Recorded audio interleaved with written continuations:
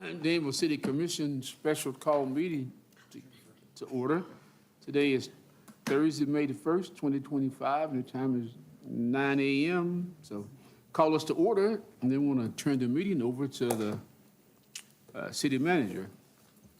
Okay, Mr. Cottle? Thank you, Mayor, Commissioners. So we've gone through the budget, Lee and I did, and she's going to go over some numbers with you.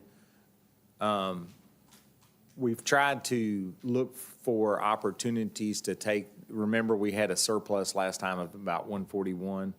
We looked for decisions we had made on the first cycle through.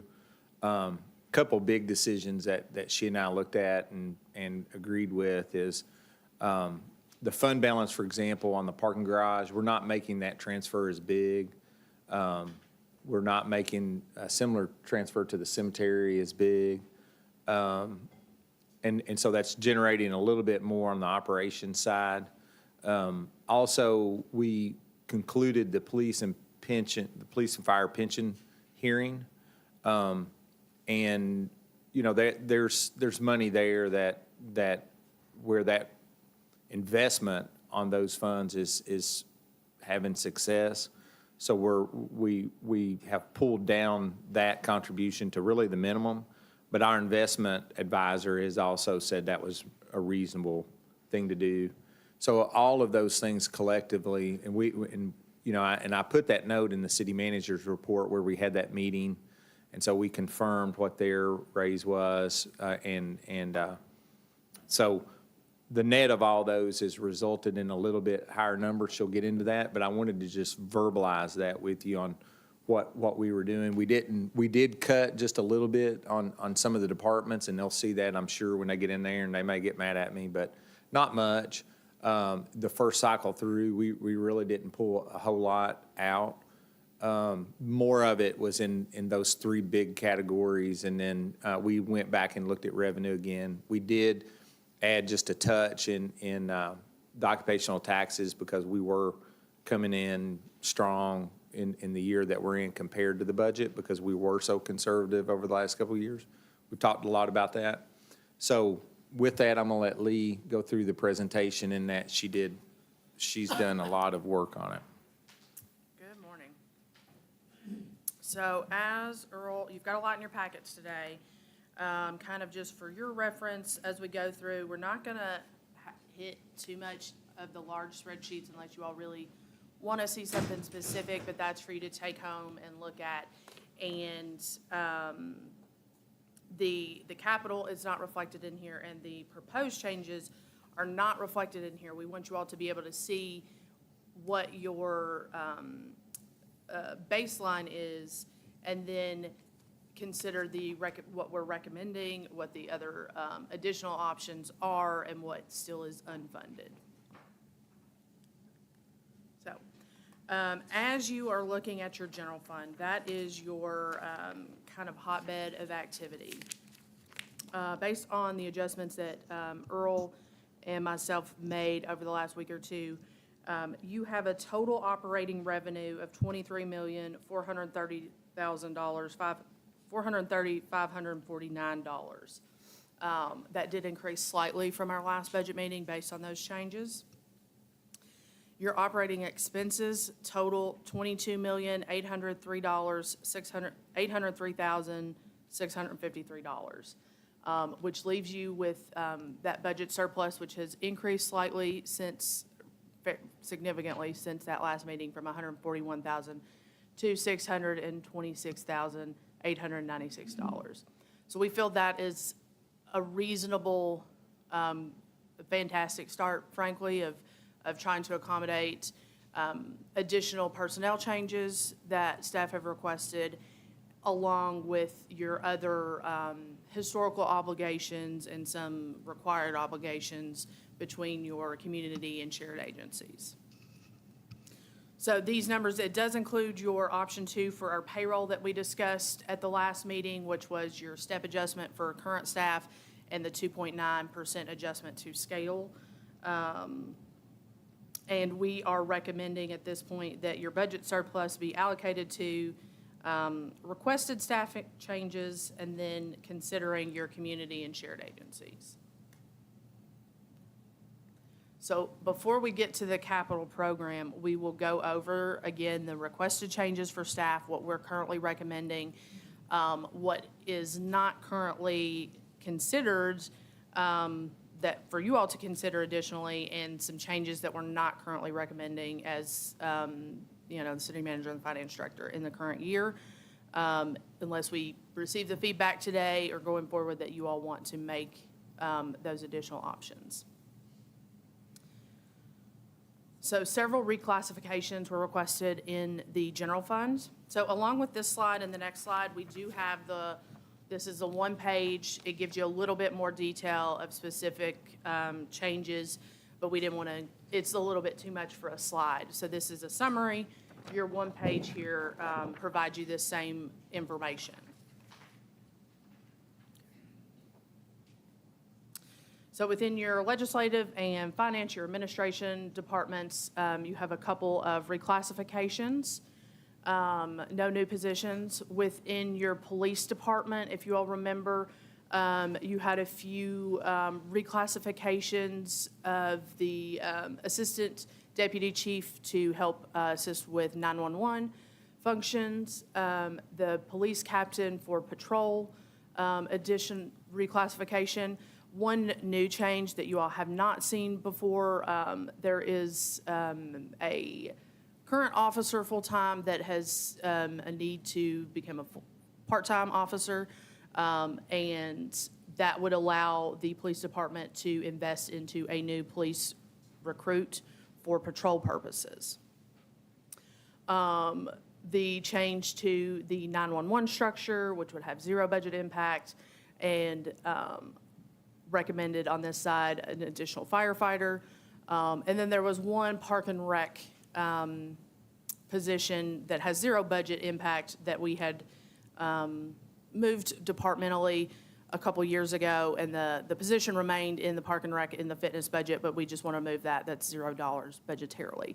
But these are all the positions that we currently recommend that impact the general fund for a total of $207,206.87. Those are all organizational chart changes that were described during those department presentations. So those are not necessarily just, and while they look on this list like they're randomly chosen, they're not. Those are all part of the department restructures. These are the titles that are changing. The exception to that is the addition of the police officer. So by converting one police officer to a part-time, you're going to go ahead and add a body. So really, you're not necessarily adding a body, you're adding a part-time position, which is why the number's at the level it is. That is a new request that's came up since the department presentations. Then the firefighter is just, that's straightforward, that's a new add. And what we haven't done in previous years, I think, during this conversation, we talk about it a lot, but what we haven't done a good job of is actually calculating out and showing the impact to things like overtime. So police and fire is a big one, where if they are understaffed, or if they just, even if they're fully staffed, if they have someone on medical leave or personal leave, then we see budgetary impacts in our overtime. And so Randy was kind enough to calculate the impact that this is projected to have on our overtime budget, which does reduce, it does reduce the total dollar impact that you're gonna see. So without those additional positions, your overtime budgets they stay where they're at currently in your large spreadsheets, but with the changes, you would see a reduction. Currently, we're projecting about an $80,000 impact from overtime. So for the total general fund organizational changes, for all of the recommended changes, this is what Earl and I currently recommend along with Randy, you're gonna see about a $127,000 increase. So that reduces your operating budget surplus to $499,000. Oh, yes. I mean, we give with an asterisk beside it. Yeah, so it's really the ways you're choosing to satisfy the requests of the department heads if you follow the recommendation that Yes. we've put on the screen. Yes. So on the opposite side, we did include the utility fund as well. That's the other fund that will see monetary changes. That fund operates separately from the general fund. There's no general fund impact. They were operating with around $130,000 surplus between operating revenues and operating expenses for the year. All of the changes, I believe, we have previously discussed in some of the commission meetings about the reorganization. So your total impact is, dollar-wise, your subtotal is $367,000. We did look at the overtime reduction. They would see a more significant one, and the changes within that department of about $220,000. So the utility fund is looking at a dollar-for-dollar impact of $147,000. Yeah, on that, it's not just overtime. We do expect, if you do have those positions, it's going to be complicated as we implement it, because we do expect, will be new positions that are advertised. We expect those are going to be sought positions internally. And so therefore, while our beginning point is that we're adding new positions, three new positions. We expect two of those probably will be filled with existing staff. And so what we will do is look to continue if you recall, Marshall talked about long-term, and a lot of those positions can be restructured. If there are shifts internally, then we won't backfill some of those positions. So that's the net impact to the budget, is really what we're looking at there, based on what we think out of those positions that will be probably internally sought. And so any of those positions that are vacated, we probably wouldn't backfill, in other words. And so that will have to play out, though, through the fall. If these two projects are added, we can't eliminate positions necessarily just to add these, because that's really not what our desire is, right? And so we'll do that as those positions are filled, as we implement the budget. Where does the deficit, how's that? So that's within 17,000? your, that's within your, truly within your utility fund. Okay. So when you're considering, like, that deficit would be truly paid out of their fund balance that they have. Okay, all right. But the utility fund operates very leanly. Some years you'll have a very slight surplus, some years you'll have a very slight deficit. That's not unusual. Okay. And 17,000 is pretty, is not a horrible, if you're gonna have one, out of 12 million, so, That 147, yes. that's gonna come out of the 626 as well? That is not, so those are fully separate. Yeah, your 626 is just taking your 127 and leaving you 499 to fund other things. Which we'll list the Yes, other we're things yes. next. On the utility side, I guess I need to go back and look at that organizational chart, because utility admin that we're adding. The utility admin that's their department. Right, that's their department, So but that, these are all managers. It is. So on the utility side, some of your management, Marshall and I've talked a lot about this internally, is too close to the field. So we need to pull those away from the field so that you can provide better oversight. So they end up down here doing on projects when they need to be looking at the system sometimes. So we don't really have you could put those in the water plant or wastewater plant, but keeping it in the utility admin department, we felt like at the start defined it a little bit better. I'll So- just go back and look, because we still have the superintendent and assistant in every department, the 4 departments, right? Currently, Currently, right, but that might change. correct, Okay, I'll go Yeah. back and look at that. yeah. Okay.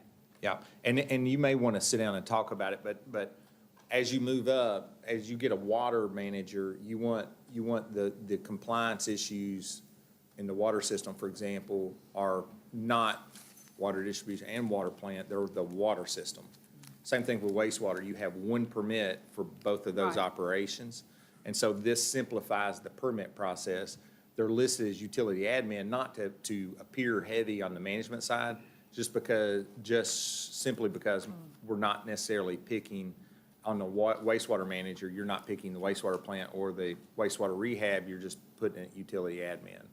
You can put that in one of those departments and it will look differently. I just worry about, in all the departments, the people that can leave, and us being ready, like for Class 4 operators, should be Yeah. overhire, fire, police. I mean, you've got to, I think we have to be ready for that, so. Well, and that's a decision you can make as you once these positions are filled, if there is, and I fully suspect these will be SOP positions in-house, right? So if they are, the positions that are vacated, we can talk about those. If you want to make a different decision and use those to use that money, if the budget is balanced at that point, if you want to use those positions rather than eliminate them, if you want to use those to overhire, so you could convert a position, whatever position, and I don't want to speculate because I don't know yet, but you can take that opportunity.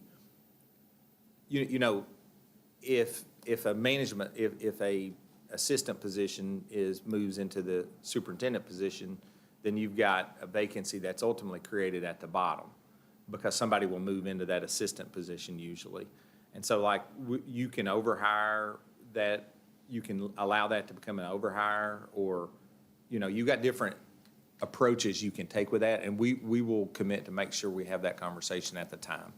We won't just progressively transition through that process.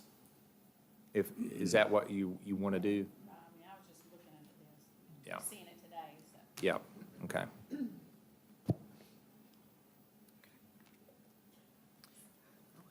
So there were a couple additional requests that we did not include in the currently recommended portion, and those recommendations came based on conversations between Earl and Randy and the department heads to really focus in on what their needs are.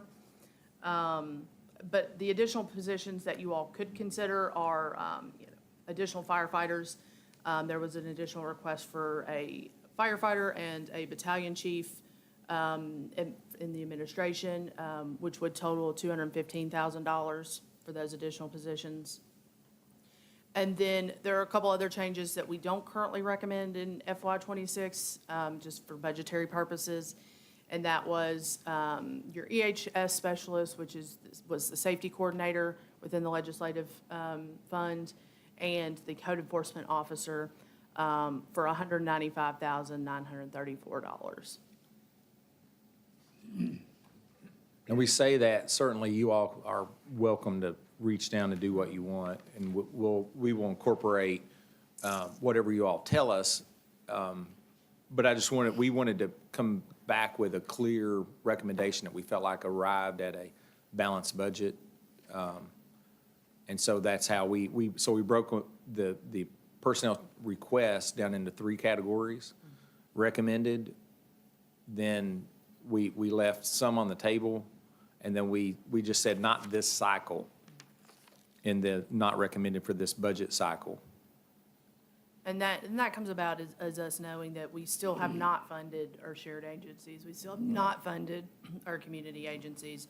And that historically has been, a desire from the commission, and some of those we probably should fund just based on their history and our history with them. But we're going to go through that next. But on the page that, previous to this one, it would be 3.5 new positions that you're recommending. So technically, only one is a true new position. In the general In the fund. general Yeah, funds, yeah. within the general fund, and that is the police recruit. On the Or the utility fire, or and the general fund. The part-time position. Yeah. in the general fund. It's 2.5 Yeah. is correct, The Mayor. firefighter would be, We're Yeah, asking for a you're right. firefighter, you're Yes. asking to the part-time police position, and Yes. you're asking for the full-time sewer rehab at least. Yes. Yeah. So 1, 2, I still get. My three. asterisk on the firefighter is wrong. On It the, should be 2 sorry. asterisks, not 1. It's a new firefighter, yes. right.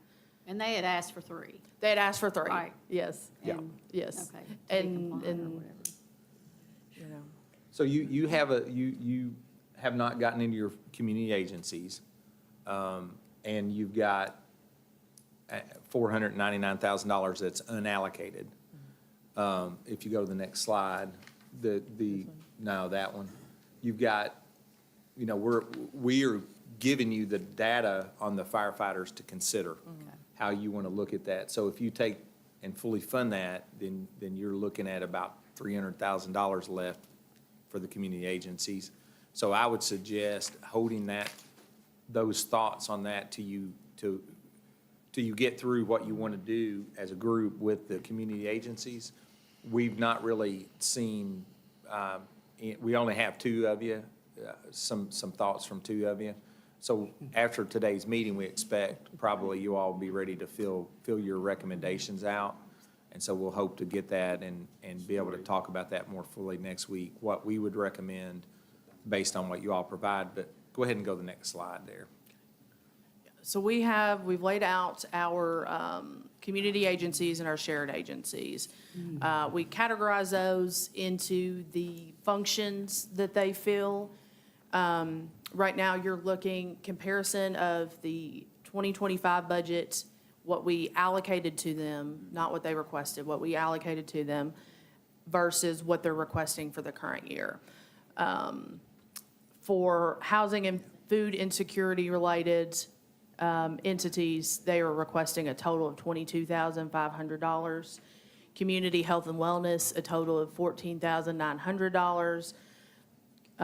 Community and economic development, a total of $120,800.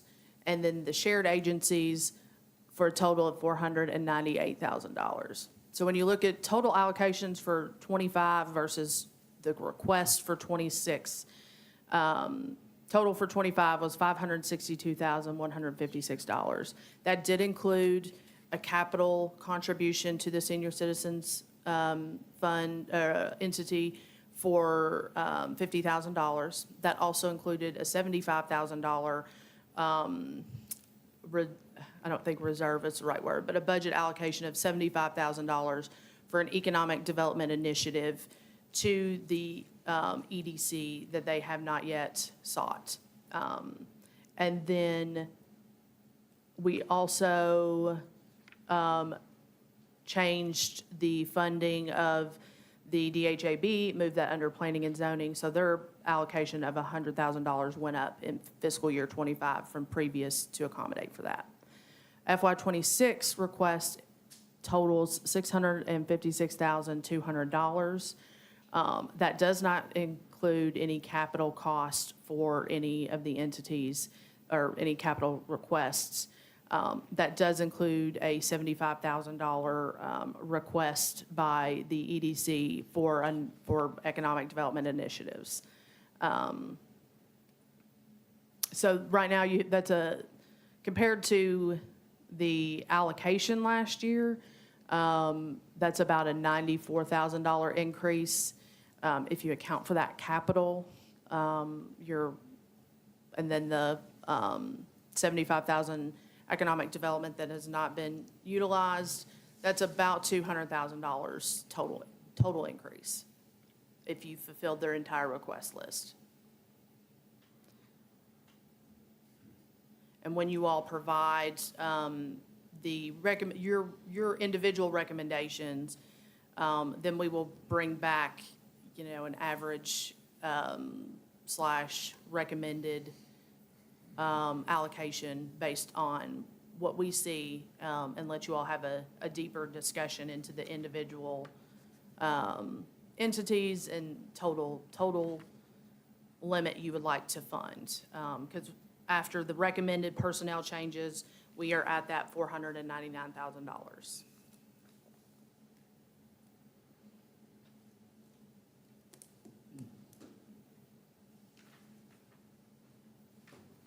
So this is really informational for you all, just to be considering, so that you all can provide us your recommendation, because that's what we need to provide you. Your Your individual recommendations, yeah.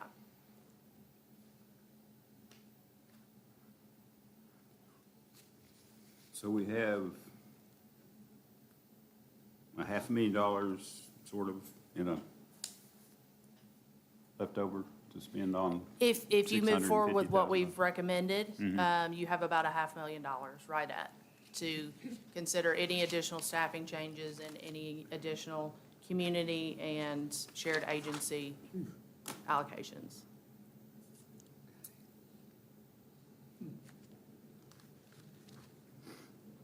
For me, I think that I always put shared agencies and the community agencies separately because They are, more. I think, even legally, some of them are legally separate. We do include senior citizen as a shared agency historically.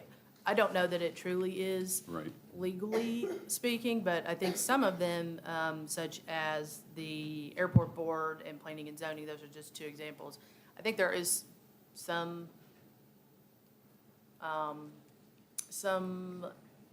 responsibility legally. I don't know how much legally that goes, but those are a little different than your community agencies, in my financial opinion. I always have trouble at this time of the budget because to me, it looks like we ought to fund everything that we need to fund. And then whatever's left over can go to the, That is an option you can elect to do. I don't know, some thought I've always had. I'd agree with that, like not even optioning community agencies. That And is say, hey, we're absolutely not an doing option. extra. I'd be for that too, but always do shared, because you have to, legally, Yeah. yeah. Because you've got to take care of your house first. If it's gonna run, then people are gonna expect all that they expect out of Danville, you know. And we've got to put it where it has to go first, I think.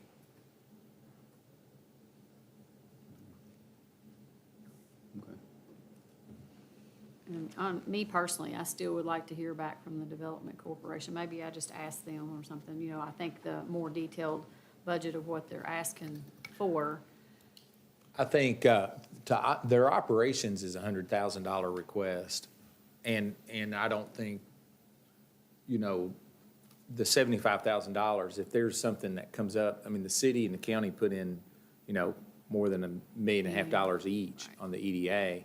So I don't know that you really have room to do a lot of, you know, if you have something specific that is coming up, then maybe that's, funding for that is sought in the future. But we did that last year. We left the $75,000 there thinking that there would be an initiative programmed and nothing necessarily found its way to the top above the normal operating budget. So I would suggest probably in the cycle that we're in, the normal operating budget of $100,000 for them is more than enough for the year that you're in, specifically because the city and the county is still dealing with property development. You know, we got the Norfolk Southern site. You've got the Reading property that you're trying to master plan. And the Norfolk Southern, you've got to build the road up there. You're master planning the Reading track. So you got a lot going on with economic development that is your initiatives, right? And so then I would suggest as an immediate reaction, I would recommend that probably as one of the levels. But you all, we need your advice on some of those things, but specifically with the EDC, you know, that's probably why we would say what we would say. If that gives a little background. City and county's just got a lot going on in economic development right now through the EDA. And so I think if we're covering operations there, that's sufficient. And the Arts Center, that $43,000, Does that include the So utilities? that The includes the utilities we u- have to pay, right? The It's in the lease. utilities for the newer building, 410, I believe is the address, that is in the lease agreement. There are some ways we can account for it differently. But at the end of the day, the dollars are probably going to come from the general fund because the museum fund itself, where that, where those buildings live, does not generate revenue. So I guess my question, if we have to do that, how much is that? I Because- believe based on her application, the utilities were around 20 to 22,000, which matches to what we recently allocated for the past year for them. I think we were about a year and a half in, so we truly paid out 30,000. So about 20 to 22,000 is what the utilities would cost on that facility. Okay.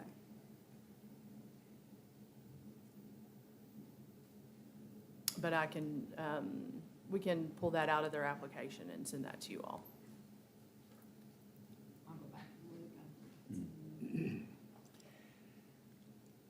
This is pretty interesting. I'll look forward to when everybody gets their stuff in, because I think I've been verbal on this before. I'd rather see us go the other direction and not increase. Because in my priority list, police, fire, and utilities are at the top, and this one's at the bottom. So I'd rather see, but we'll find out. Okay.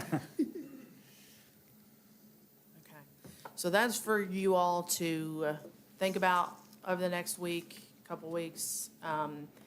And we will move to our capital discussion unless you guys have any specific questions about what we've already covered. Yeah, the $500,000, how does that compare to last year, or is there any way to? So last year, we were a lot tighter. We were closer to, I think it was like 220 or so. Okay, Yeah. And I think that's a result of payroll, occupational taxes being very strong, and then a readjustment of budgeting revenue to be less conservative. So I think that's a little bit of a combination. I think it was probably great leadership, but, Well, Yeah. that's Yeah. always. okay.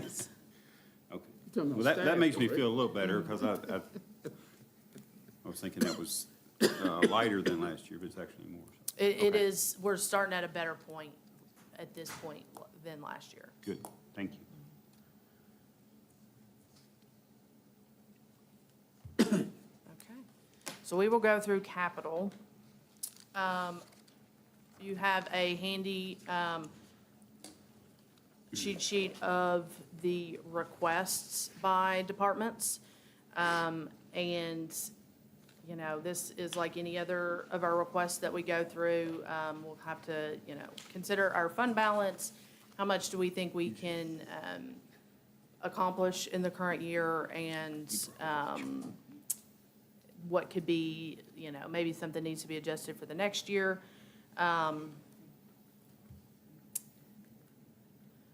We did, again, try to align the capital items with your strategic plan, just to show that, sometimes a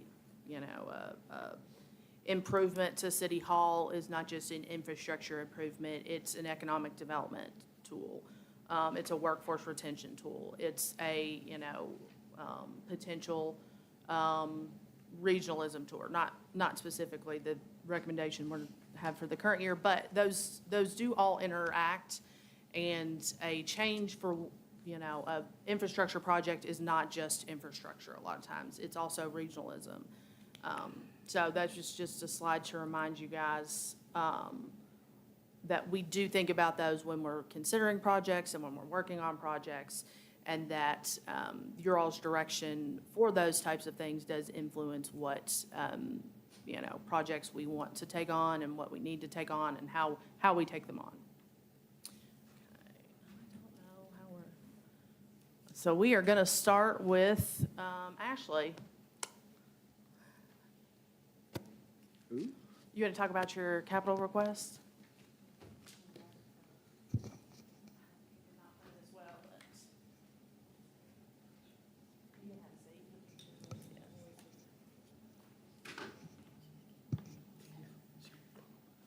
So the capital request that we have for legislative this year is to replace the furniture in City Hall. This furniture has been here since we opened the new City Hall, so we figured it was time for an upgrade. We've gotten costs, and we're looking at around $30,000 to replace the chairs in here, the tables, and then in the two conference rooms that we have. I don't know if you have any questions about that or not, but. Since Donna broke the chairs, I think she should have to pay for most of them. That's just what I think.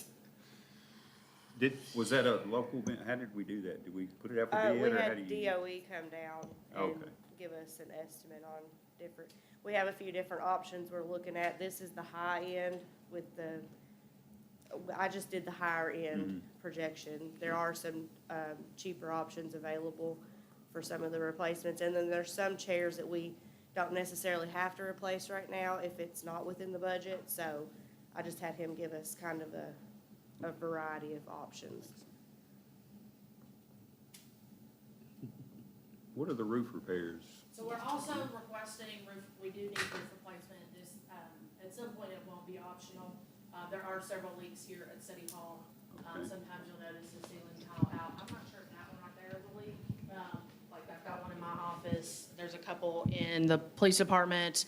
So there's a few places. Josh can tell you all about them. Yeah, we've got some blistering on the roof, mostly on the original side that I've gotten a quote from a roofer to repair those, and they said it'd be about $30,000. So it's kind of an ongoing kind of maintenance thing where it's, how long? It's been almost 20 years now. 15 years yeah. is when you're looking at an asphalt, even though it's a flat roof, even though it's got a membrane on it, that membrane's asphalt, and those seams and that asphalt wears with rain. It washes off your solids out of it, and it does weaken. Then that enables the blistering, and that's when you get the cracking. And so that's just part of the nature of the type of roof we have is doing some minor repairs. All your buildings require that 10 to 20 year mark somewhere in there, you're going to be doing some roof repairs. Yeah, I think the quicker we get, this is pretty high priority, I think, when looking at my stuff, because if it is something, if we don't do this now, we'll look at a full roof replacement in the next, a lot sooner otherwise. So I think this is $30,000 now to keep us from spending $250,000 in the next 5 years. Well, that's fine. I just didn't realize I've not been hit in the head by the water, I guess. So I didn't know. No, and the thing is, you want to spend some money along the way so that you don't end up at 25 years and suddenly you got $1 million project. Right. And you don't. Oh, yeah. So I agree. our effort is to stave those big projects off longer by doing.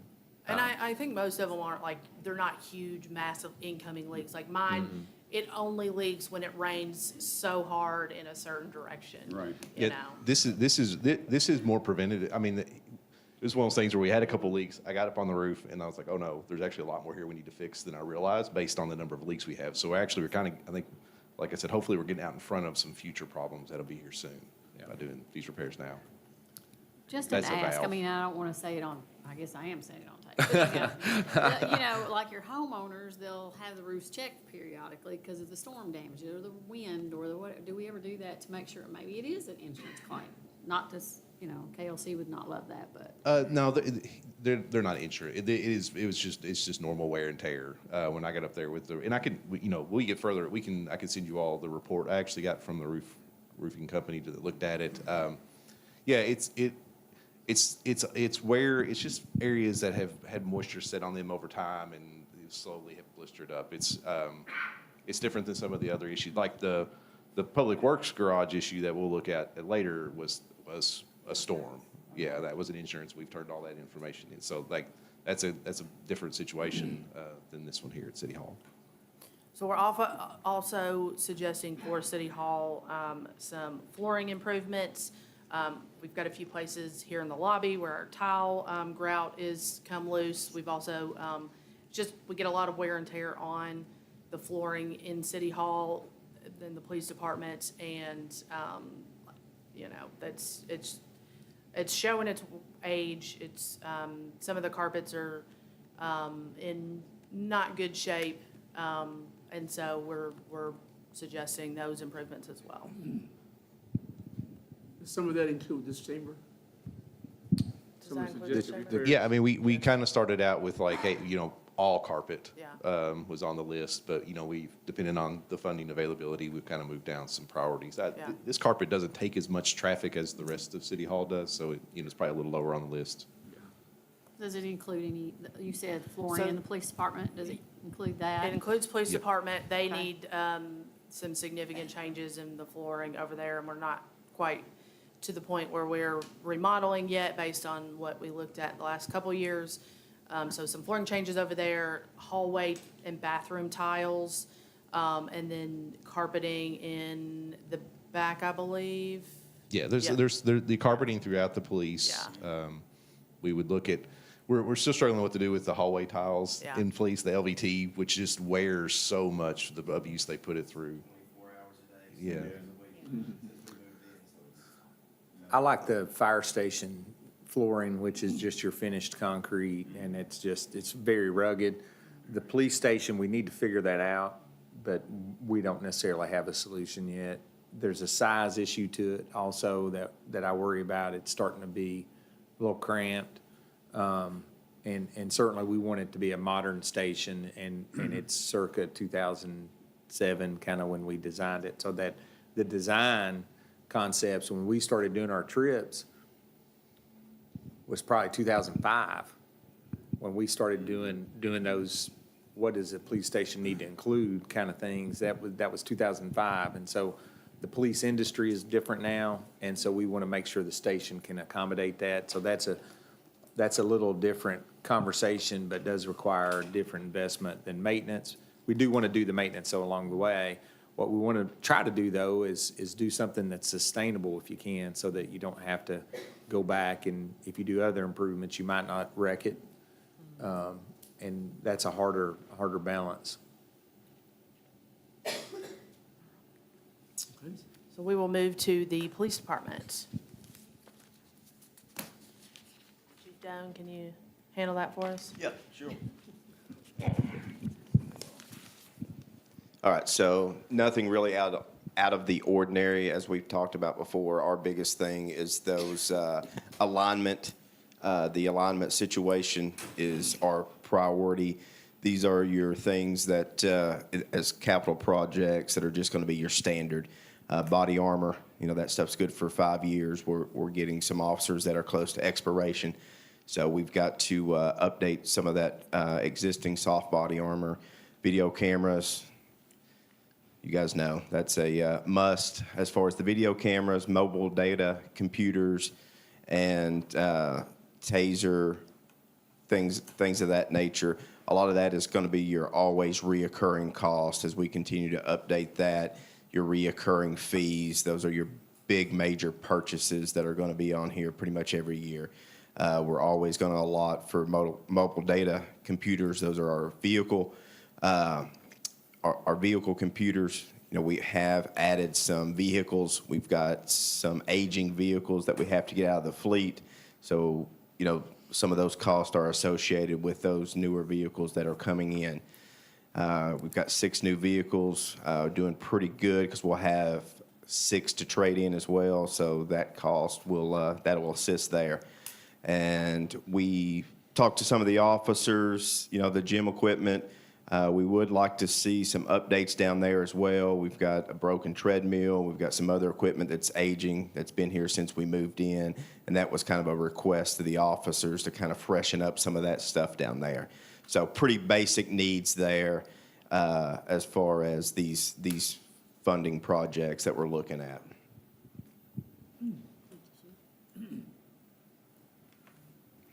I believe you have the next 2 slides as well. Okay. Let me ask a quick question. Yes. And this isn't a hard one, it's just whatever you say I'm okay with, but fire department's so close to police department, cannot the 2 departments share a gym? Their equipment is different than ours. Okay. Their needs may be a little bit different as far as what they want, as far as their people and what we want.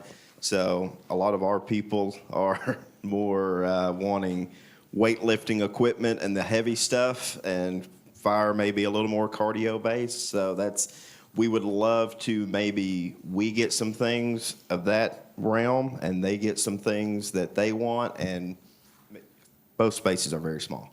So I don't have any issues with sharing with fire, and I don't think they do either. So if we get a little bit and they get a little bit, then we could have a pretty well-stocked gym, you I know? like the answer. Yeah. Well, and two, the adjacency to where the showers are, the adjacency to where their lockers are, they come in and you know, they get out of uniform right there.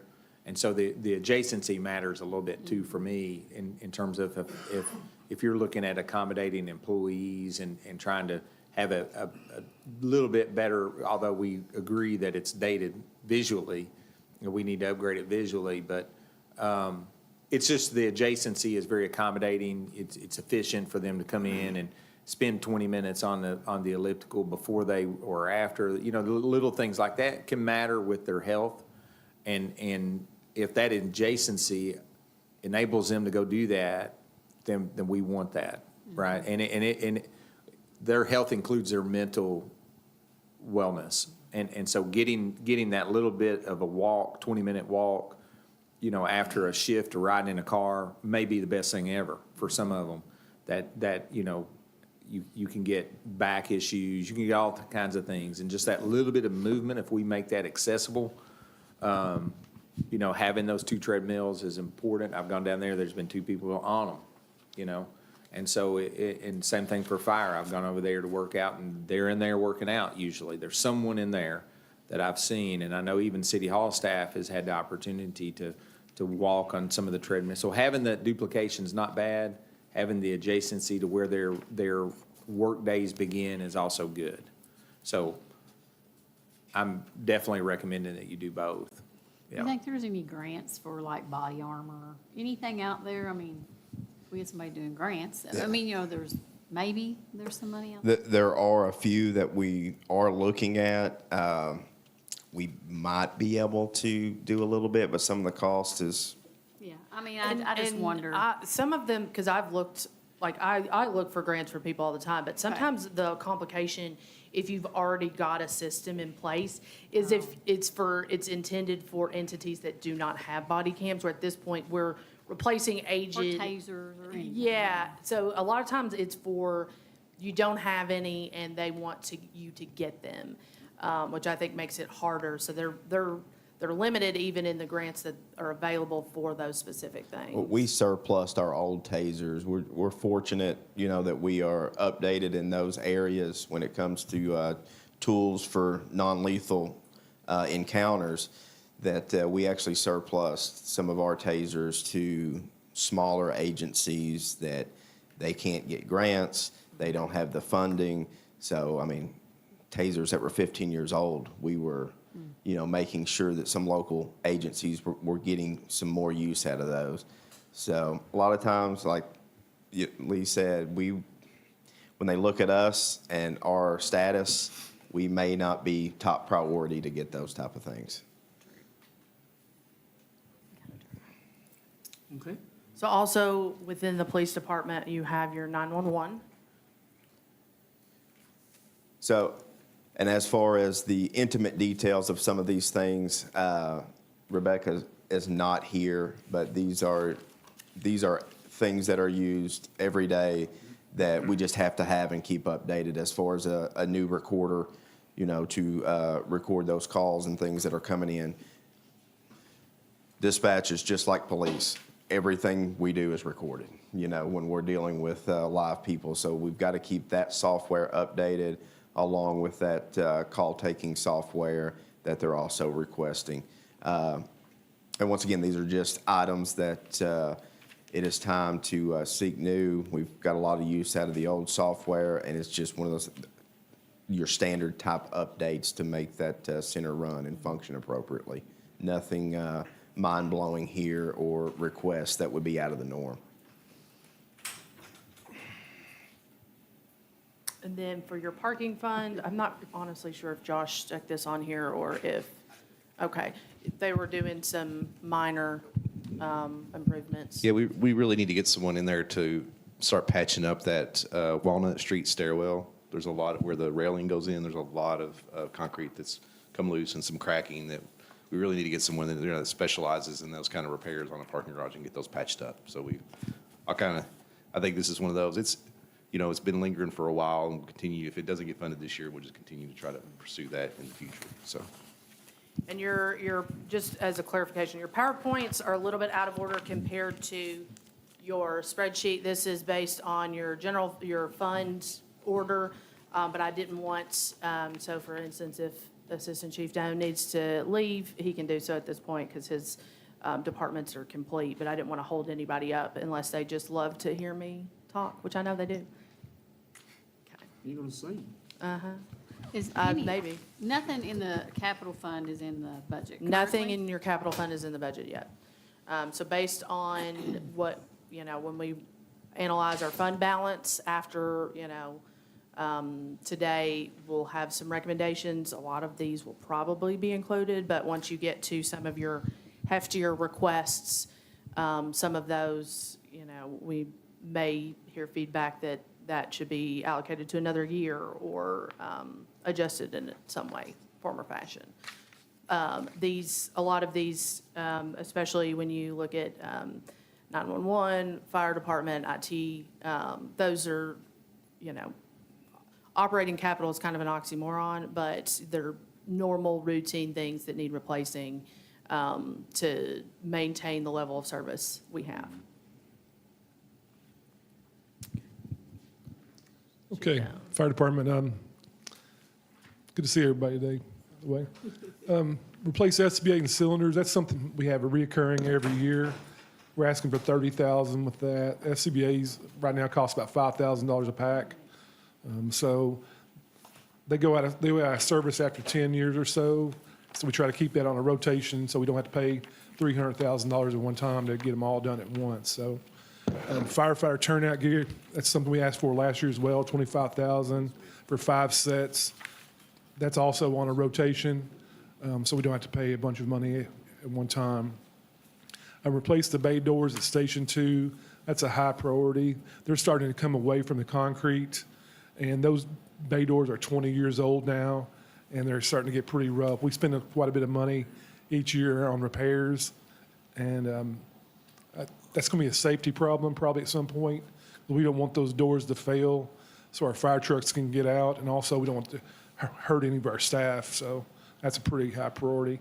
Repairs for engine 12 and 18, we have two new beautiful engines, and these are our reserve engines right now, and they have some repair needs. We want to keep those up to date so we can use them as engine 19 or 16 is being serviced. So those are important. Also, our off-duty firefighters, we have a large-scale fire. They would come in and take engine 12 or engine 18 as well to the scene. So that's a high priority to have those operational. Because you might need more than one fire truck at a time. Absolutely, In different absolutely. Currently, right now, even with our call volume as high as it is, we currently 40% of our calls are overlapping. So we can only have 1 or 2 more calls, and we're going to have to call somebody off duty or Bull County to come help us. So we have some needs there as well. But we appreciate the new engines that we've got. They're fantastic, and this is just a safety problem. We want to make sure we get those engines up to date.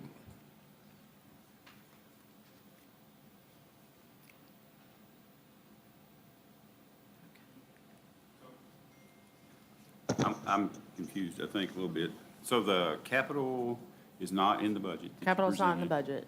Is that coming out of the same $500,000 that, So these would come from your fund balance, right? So we try to keep our Okay. operations, so the staffing is your operation. So you want to be able to pay for your staffing levels with the dollars that come in each year. You don't want to dip into your fund balance if unless absolutely necessary to pay staff. Okay. So if the dollars coming in today can't pay for the staff that are here today, then we have a problem. Whereas, equipment that we are going to have for 10 to 20 years, that's the purpose of what we maintain a fund balance for. You don't know the fund, what's the fund balance right now? Is it the 10 million? If you slide to page 11 of your large packet. It is $10,255,651. And we do try to maintain a fund balance reserve of 25% of your operations at about 5 million. We don't necessarily like to spend that whole amount, personally, just because of things can happen, right? Your revenue can not come in as strongly as you predict, or things, come up throughout the year that you may be able to take advantage of, like what happened last year with economic development and property acquisition. So that right there is what you're looking at, spending your capital out of. Okay. So for the road, for the Norfolk road, if they come back, they're going to come back for funds for that. That's where Would that come out of the that's where that capital? would come from. Mhm. Thank you. You gotta go slow. I'm old. When you say I do, you need to do what you say and I do too. Well, and we just want to make sure we walk through the capital request and No, yeah. take a I'm moment glad, to, yeah. to hear them individually and, if we repeat those individually, if there's something that's just odd for you, then you can obviously red flag that here. And so, which is why we want to take care to name those individual items, like the furniture in City Hall, for example. That chair's broken. There, each one of the handles on every one of the chairs, or this handle's broken. And so it's easy to see what we're talking about, and so that's why we want to make sure we talk about them individually. And when you get finished, you'll be able to give us a total number for all of the requests. Outside Parks and Rec probably, but. Yeah, that will be on So- there. And it's, your total dollar amount by fund is on here, but the next time you see your large packet, we'll include the capital with it. We'll include the recommended staff changes that we recommended today, and so that will leave you to provide your next set of recommendations, whether it be to fund operationally community agencies and share agencies, or operationally change staffing. So we'll provide you what we're recommending. Yeah, so start back at the beginning. The first thing we do is we try to maintain baseline operations. Then we try to maintain baseline operations with the cost of living adjustment for the employees. This year, we're able to do the cost of living plus the experience, right? Then once we get to that point, then we look at staff changes, which is what we're doing now, and which is the first part of the discussion. Then we're talking about community agencies a little bit. And staff, we will need to recommend something for the community agencies based on what you all say. And then our operations, once we get to that point, can be considered set unless you all want to add, taking advantage of something to add those additional, the only two additional is really firefighters. So if you want to add another firefighter, we'll figure out how to put that in there, that kind of thing. Then you're talking about your capital, which is essentially your fund balance, right? So now you're starting to allocate how much of the fund balance this cycle are you going to spend? Are you going to spend any? And so what we would like to do is, after we go through the presentation of the capital, which you've got two different elements of that. You've got the slides, which align the items that are on your list with your all's strategic plan a little bit and try to categorize those. But this is just a pure working list of what those numbers are. So then what we will do after today is we'll take that list now that we've explained it, and then we'll come back with a recommendation next week on that, on the capital side. So it's still that same budget process, and probably we need to take a moment with a flow chart at the beginning of these meetings and kind of highlight where we're at, which step we're on for the meeting that we're in a little bit. And so we'll try to start doing that so that we don't have to go back and try to reconfirm where we're at in the process. And we've had some things in the budget like this year that will move forward like the signs, the Danville Yeah. signs was budget, it was in the budget last Yes, year. yes. But we didn't So- spend it. So like your welcome signs, we did not officially, while you all did approve those, the bid for those, they're not done. We haven't paid for them yet. So we do still need to plan for them in FY '26. So there are a couple things on here moving, especially into Josh and Marshall's areas that, some of these are started projects, but we do need to budget for and plan for how much we're gonna spend on those next year. Yeah, they're work in progress items, and so we will highlight that, and as we go through the recommendation side, we'll highlight what's work in progress and what's not. The water tower painting, for example, you probably will get the last invoice in this fiscal year on that, I would think, at this point. Yeah. I was thinking about the change order to clean the other two tanks, but yeah, you'll get done with that this year. So you won't have necessarily any on that contract that will pass into the next fiscal year. Oh, Josh, what's the wayfinding phase 2? Remind me. Are you guys ready to move on to Josh? I'm sorry. Well, we were still at Doug, and I was wanting to make sure No, that I just- you didn't have any more questions. I I'm gotta hit I'm it. ready, we're ready to go. Josh has a lot to talk about. Yeah, we got to get done before noon, I think. We're going to try to Yeah. get my stuff done before noon. Got 2 hours here. Thanks, Chief. Thank you. You ready for me Yeah. to start going down the Let's list? And we, this is too many to wait till the end for questions, so stop me if you want to ask about a particular thing, because we got a lot to go through. The welcome signs we just discussed, we've already obligated that, and it's time to contract for that. So that will move forward. It's just going to roll, more than likely that we'll actually pay for those in next fiscal year. Dump truck with the salt box and snowplow. A portion of that was budgeted this year, and Rick had looked into getting something used and couldn't figure that out. So we're just rolling that into next year and asking for the full amount of $250,000 to fund a new truck. And then sidewalk repairs is just kind of a recurring thing we put in the budgets. 20,000 of that will go towards the grinding of the sidewalks that we usually do, and then 30,000 we'll spend on. We're going to try to contract more of that work out. We have maxed out the work that we can get out of our public works staff at this point. The list keeps growing faster than we can knock things off, so we're going to try to contract some of that out, which we would run through a capital line item. Some of these, and I can get some more information from Rick on these, but these are things that are just going to help our operational efficiency. A heavy truck lift that keeps us from having to spend money on contracting things out that we can do in-house, and it's a safety issue as well. Loader, we currently have a loader. It's getting towards the end of its life, and it's also struggling from a size standpoint. We need to upgrade our current loader that we have. Looking at the 2 big dollar items that are on there from an equipment standpoint, the dump truck and the loader. The dump truck is definitely the higher priority for us. Mechanic and area enclosure. This is one that will pay for itself over the long run. This was initially included in the Public Works office project down there at the garage, but we got value engineered out. We have since installed heaters in that area to help with in the wintertime when the mechanic's working in that area. Our gas bill is very high because that is heating the entire building.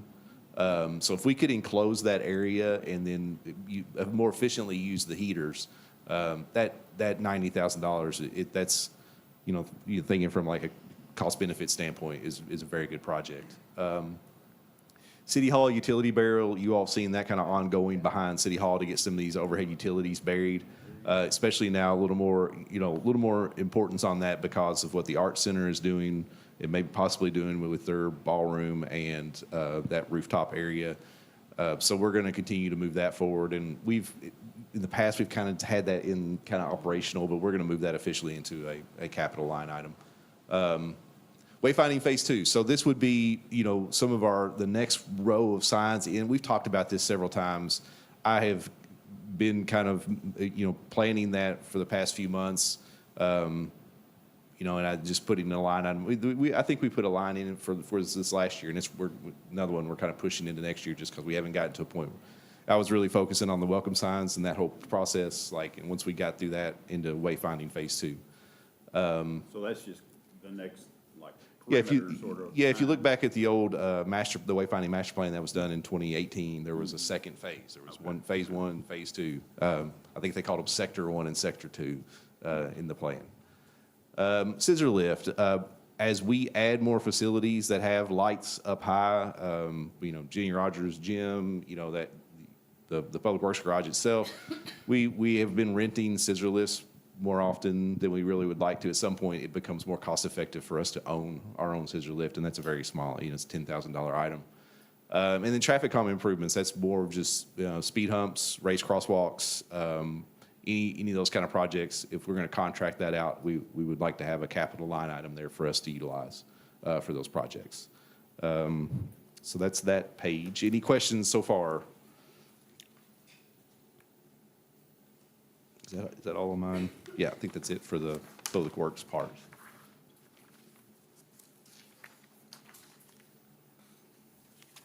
So where the mechanics at, originally, I mean, that was a old problem of not having heat and air. Right. Where he or she was.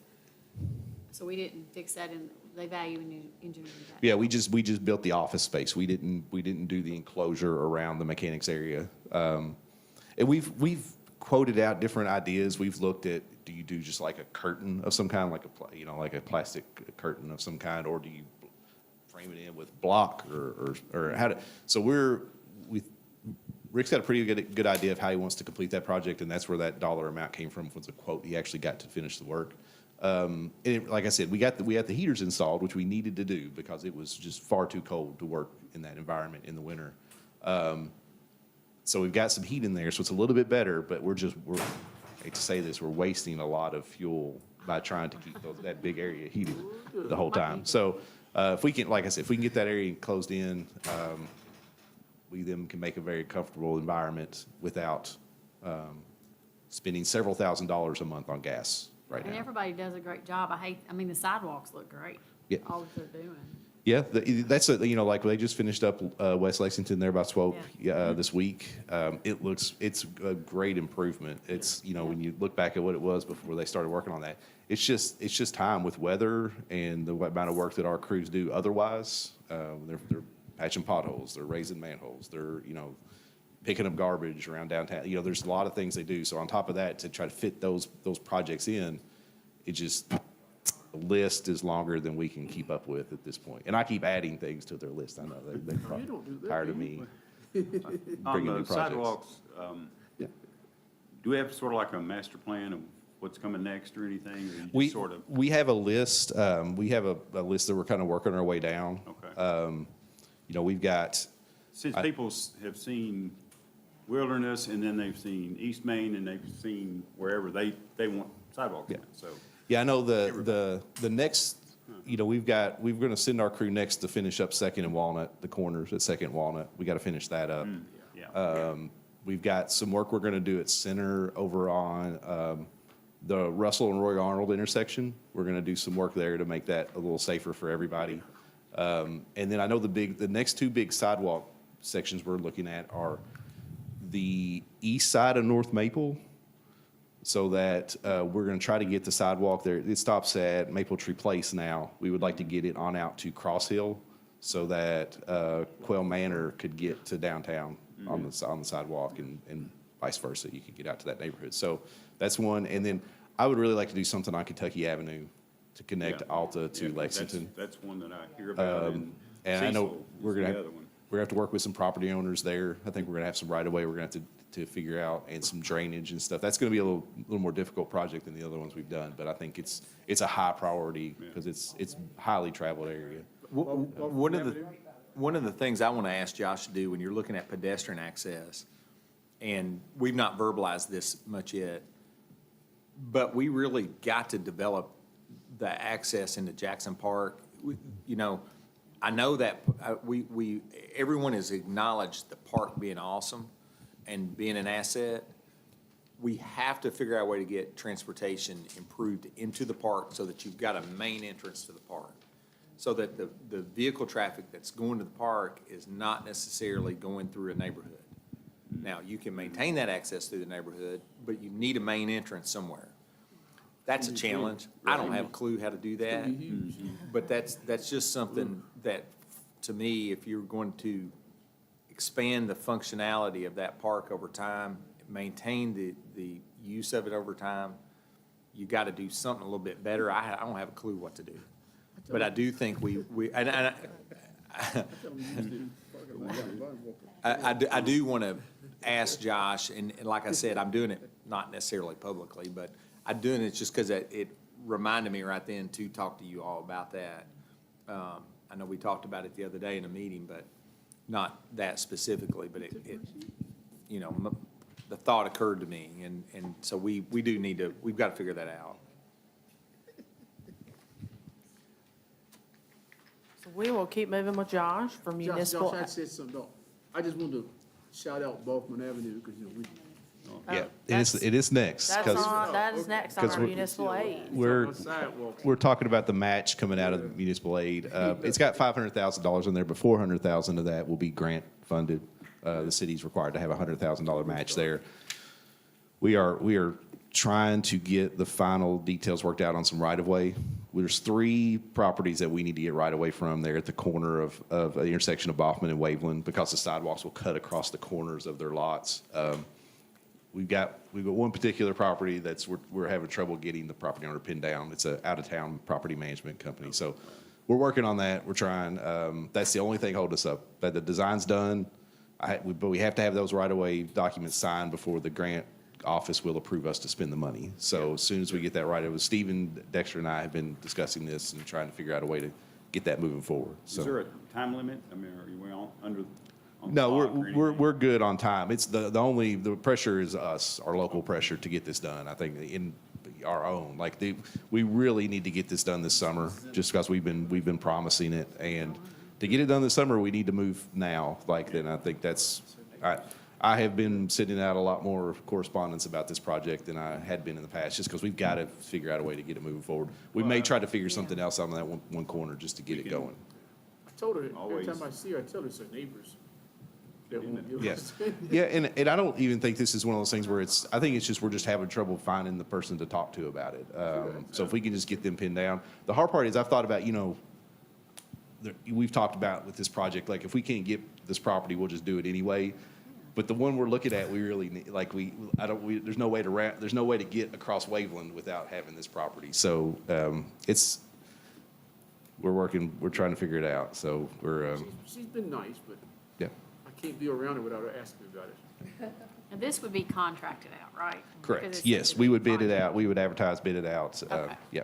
But we can't, like I said, the grant office won't let us do that. We can't even bid it out until we get the right-of-way documents signed. Wow. It'll be quick, yeah. Sorry about that. Ghost Pike, this is something Rick and I have talked about, and this depends a little bit on the overall East Danville Connector project, how it's moving along. We've got some edge of pavement issues out there that we've got to spend some money on next year, just because it's getting worse and worse, and we're spending a lot more time out there. And what we're talking about there is just adding a little bit of pavement on each side of the road, just so we can keep the lanes as wide as they are now. Because they're too narrow as it is, and as pavement starts to fall off and people feel like they got to avoid those edges, then things get even tighter. So we would like to put, and that's municipal aid funds. We feel like we can use municipal aid for that. So having that in there just gives us the ability to move on that project quickly if we decide that we need to.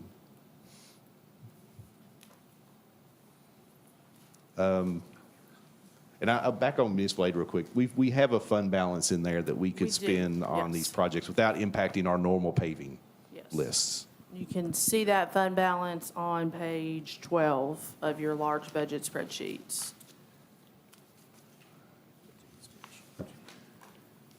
$792,451.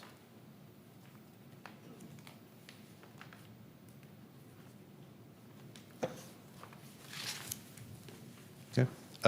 Walnut Street, this is just a downtown master plan. This is a little bit of a line item, enables us to hire a consultant to help with design work. I was talking to consultant last week about getting us a price to do just really an existing site survey So they would just give us curb lines, sidewalks. Utilities are really critical when looking into these projects, like where are the existing utilities located? Because we can dream up big things, but if there's a overhead electric line right in the way, there's really can't do anything there, or a gas line right underneath the ground. So that's what that 25,000 would be earmarked for. Would be just some assisting with the design process there, especially looking towards maybe the Church Street extension, that area between 4th and 5th.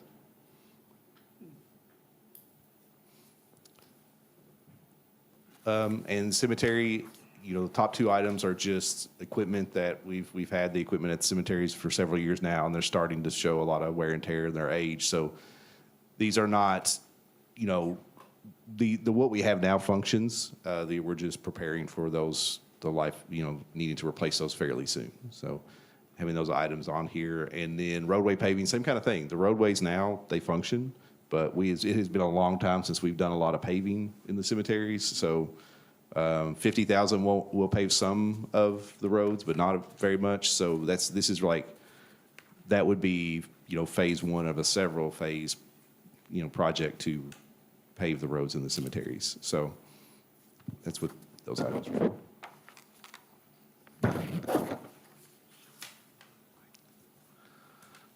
Stormwater, this Sub-Basin F project that really could be changed to, that's the Twin Brook culvert replacement, the top item.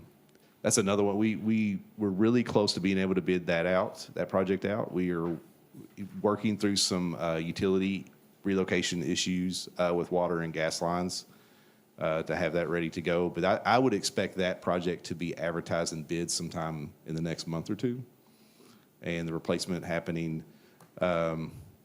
That's one ideally happens in August, so there's not a lot of water flowing through the creek. That way, it minimizes the amount of pumping they will have to do the project. So that's that. That's very timely. Yes, yeah. Well, timely after 30 years of talking about it. I know that folks out there. Donna's tenure is very timely, though. Yes, yes. Yes, And that's the we could with that has enabled us. We have a lot of good data about that out there now because they've modeled all of that. So that's something we can we'll dig into later. And then just we're going to start working on our sub-basin list. So sub-basin S implementation, that is an estimated number. We would do a bond issuance for whatever project come out of. We're doing a sub-basin S assessment right now in-house. Whatever projects come out of that, we will then ask for bond issuance for that. So it's kind of somewhat of a placeholder. Then sub-basin H will be our next basin that we will look into. Believe that is the that's Clark's Run Basin, and I think that's in the downtown area, kind of going south towards Clark's Run. Where's S? S is behind Kroger and Tractor Supply.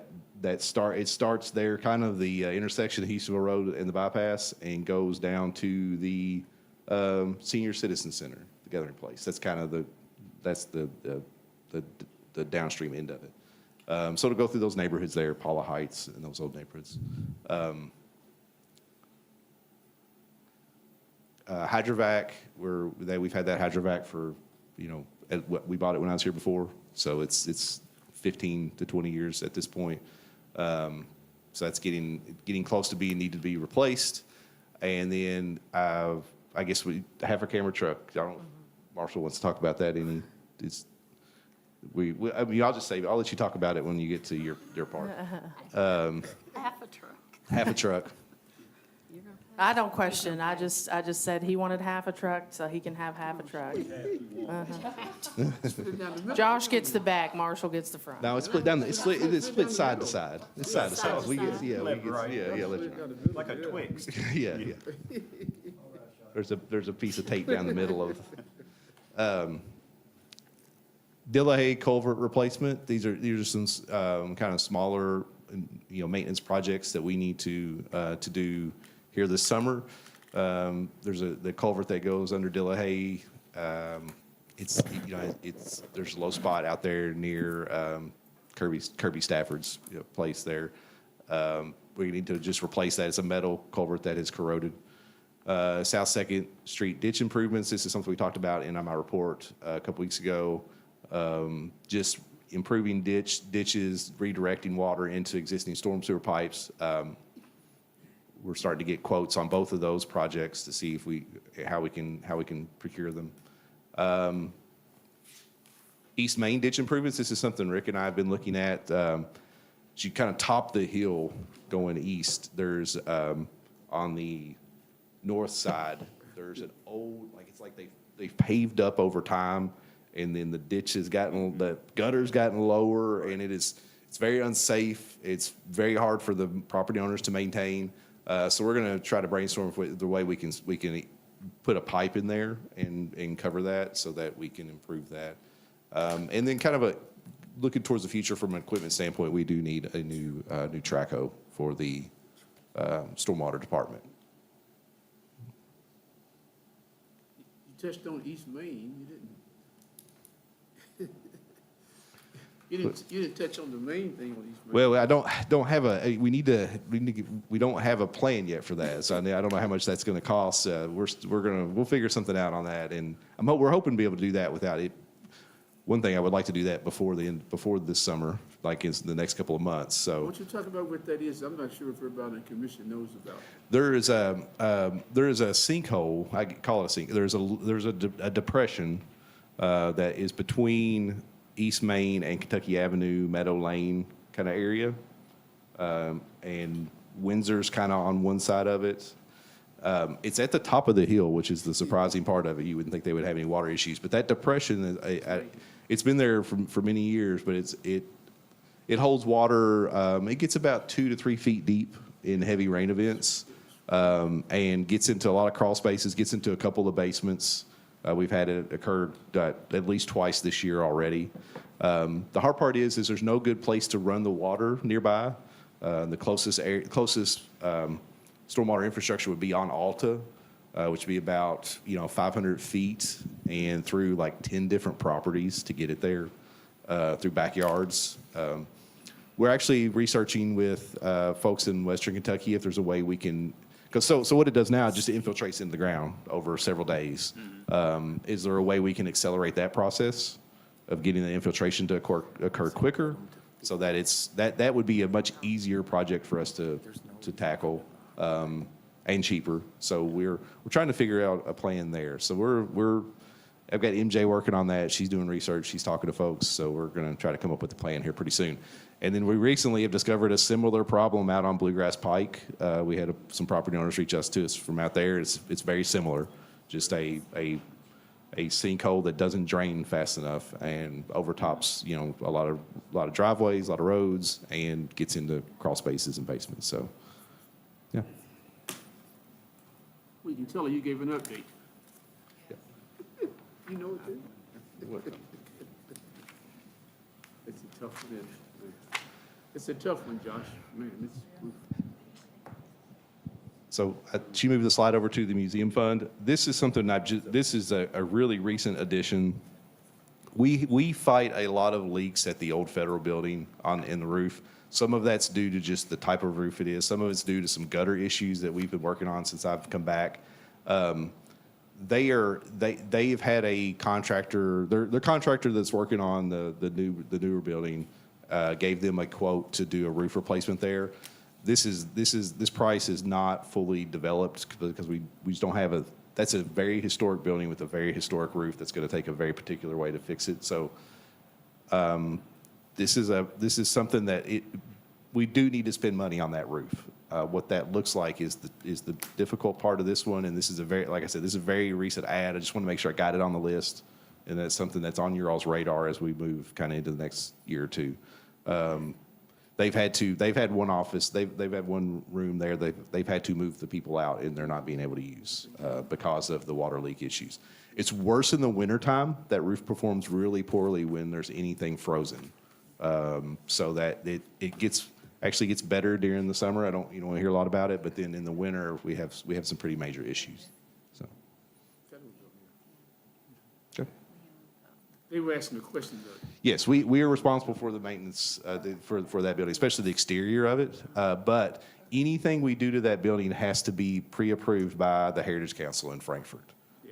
So that will be another, part of that project that will kind of especially draw out the time it takes. Yep. Okay. Could you do me a favor, Josh, and back up one slide? Yep. You probably already said this, and I just didn't make notes. Tell me what sub-basin F, at those three sub-basins, where they're at. Yeah, so Basin F is kind of the north side of town. It's the drainage area that drains to Twin Brook and It's Streamland, okay. so it's not the main part of Streamland. The main creek through Streamland is Spears Creek, and that's Basin A, I believe. F is everything kind of south. It's the tributary that runs up Shakertown Road. The little creek that runs next to Shakertown Road across from Candlewood. It's everything that drains into that.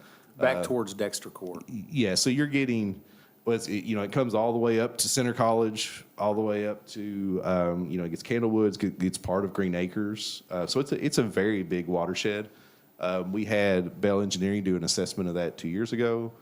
They brought forward a few projects, but the main one that needed to be done immediately was the Twin Brook culvert replacement. So that's what that $600,000 will fund, will be that culvert replacement that we'll do this summer. That'll take care of all the water in the front yards. It- Front yard. It'll make it better than it is now. There's going to be some rain event. There's only so big of a culvert we can install. Yes. So there's always going to be a rain event that will overwhelm anything we do. So, but it should happen much, much less because I think we're doubling the capacity. The limit of what you can do there is restricted because of the confluence at this Bergen Road crossing of Spears Creek and this watershed. They come together north of Twin Brook about 100 yards kind of deal, 250 yards is. So that confluence of those two watersheds really causes an issue right there as it's trying to cross under at the same time Shakertown Road. So those are three issues that we can't fix. The city committee, you all can't fix that. That is two major watersheds coming together. It's on the state road. There's a bridge there, right? So those are significant.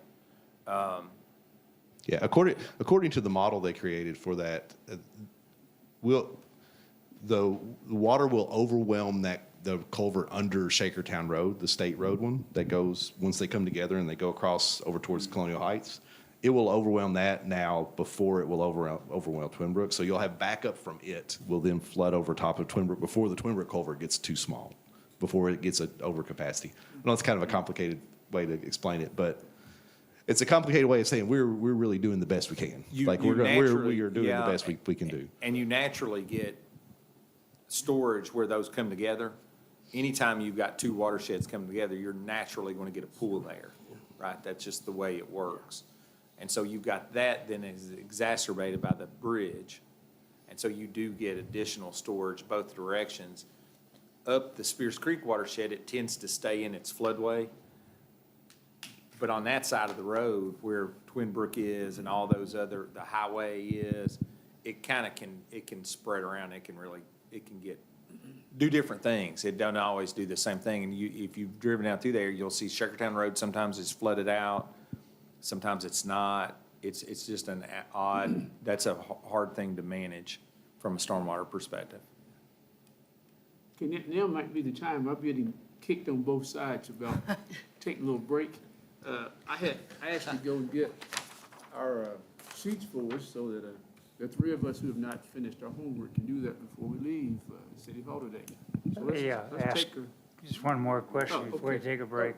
Josh? Would this project aid in the water runoff of the proposed neighborhood on Shaker Village? Well, that neighborhood is in this watershed. So, that's, when you're looking at what the existing issues are and how the new development will, that's kind of a separate conversation, but what we're doing will improve the existing conditions of that watershed. But you still have, what we're doing with our project is not going to change the flooding in Streamland itself. The Spears Creek flooding is, that's a different watershed that, you know, we're not really impacting here. So, but the new development's not gonna impact that either, because that's a different watershed. So, you know, there's some, so yes and no. I mean, it's because the development itself will have to they'll have to put detention in that will improve its own runoff, right? They'll have to bring it back to existing conditions themselves. So, so yes, it will. I think, you know, when you hear people talk about the existing issues, some of them will be solved by what we're going to do here, will be helped. So I think it does matter. I think it does impact the conversation, right? I think the cities can say we're Sorry working on about something that, there. Mayor. Yeah. Hey, Earl, the other thing, you said, I mean, I don't understand the watersheds, but obviously, just to put that out there, we've got issues with water in different places in town. And especially if that's state, do they ever look at it, or do we get help from them, or do they come and say, hey, or are we just stuck and it's like that forever? It's not that you're stuck, I try to communicate with anecdotes, right? So I apologize for that. If I look like I'm jumping around, it's not. I'm trying to extract something that can relate.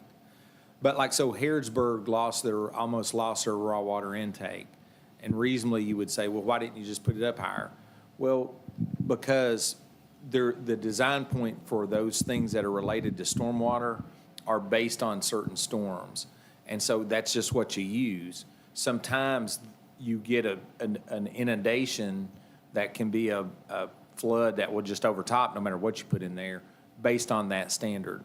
So the transportation features, like on that bridge, have a certain design point, and some storms that works, some storms that doesn't.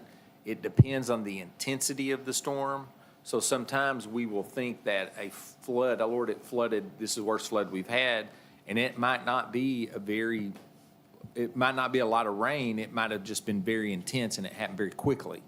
So the rain that we had this year for Danville didn't result in that level of flooding because you had it over 48 hours or 72 hours. You had 8 inches. So it wasn't very intense. And so then that's when you have basements that tend to flood, because then you get seepage through your foundations. You start getting that groundwater table will rise. A real intense storm, remember back in 2010 when everything flooded out in Clark's Run, that was a very intense storm. It happened over 10 hours. So you had similar rain events this year versus 2010. 2010 resulted in massive flooding because it was very intense and happened in a 10-hour period, right? So all those to say is, you from an engineering perspective, we get given as guidance documents those design storms, which are a certain intensity and certain volume, and all those things, like the bridge on the road, it is designed for that point. Some storms it works, some storms it doesn't. It's not to say that something needs fixed or something's broken. The state's done the best that they can from an engineering principle on the design of that bridge. That bridge is not that old, right? So that's a newer bridge, but it's just some storms it's going to work and some storms it's not. And that don't mean that you can build a single structure to accommodate all those events. So it's not that you have a problem, it's just that during certain storms, flooding does occur, right? And I don't know, I'm trying to not soften that, but I'm trying to communicate it in a way that the engineering world would look at it, if that makes sense. And I'll add to, you know, that, as I said about the Spears Creek Bridge under Shaker, I mean, that's what, 25 years old, maybe? When did they do that project? So it's not that old. Yeah. The state would say, we've done the project. Like, because I remember when it used to be a lot worse, right? In the 70s, Streamland used to flood all the time. So I think they would say, we did the improvements. It was in the late 90s, yeah, I think that bridge was done, yeah. I'll add with some of this stormwater stuff, you know, we've got, you can see how these, you know, these projects that we're doing to make things a little bit better can get really expensive really quickly. I mean, Twin Brook Culvert by itself is $500,000. How many of those can we actually afford to do? So I think one good thing to keep in mind with some of these flooding things, so for that, for example, like if, I'll use us as if we build something in on the fairgrounds, If we build a giant parking lot at the fairgrounds, that water goes to Streamland. Like the water goes from there, runs around by Lanock and Argyle and runs across the Quail Farm and ends up in Streamland. So if we do the things we do there to detain water, to infiltrate water, the things that we require developers to do in those basins way upstream, the things we do in those situations keep those problems from getting worse.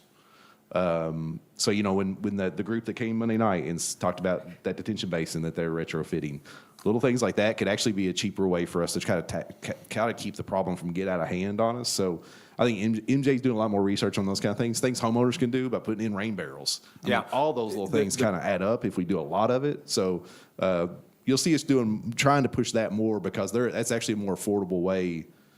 Just keeping the water from getting there in the first place is a lot cheaper than just making a culvert as big as we possibly can. Yeah, to 90, handle in the everything. 90s, you did things like you went through Streamland, you addressed every culvert in Streamland. So theoretically, and the bridge on Bergen Road. So that was theoretically done for those storm events. Those storm events they don't change. So once you get a structure to fit that math, the condition of that math generates, you're kind of done with what you can reasonably do.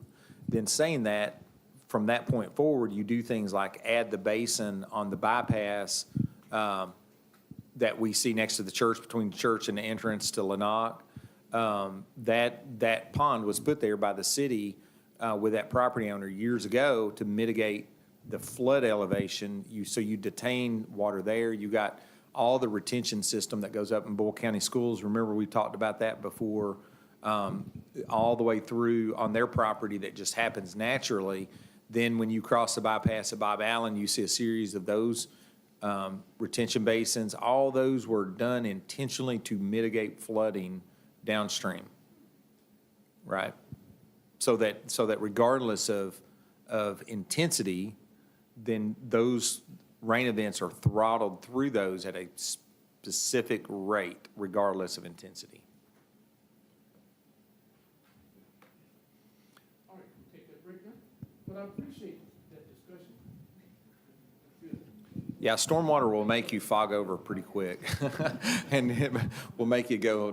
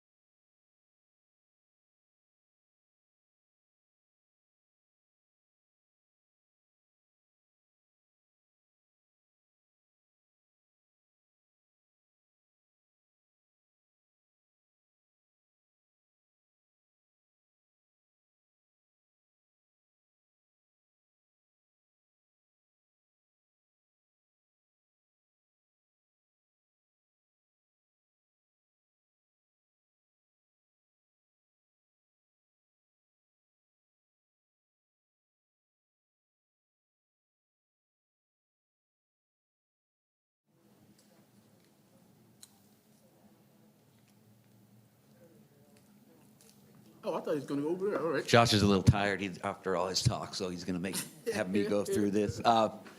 We kind of considered this, a Park and Rec wish list. So, and I want to remind that I do believe Parks and Rec did not ask for any capital projects last year. So we kind of piled on this year.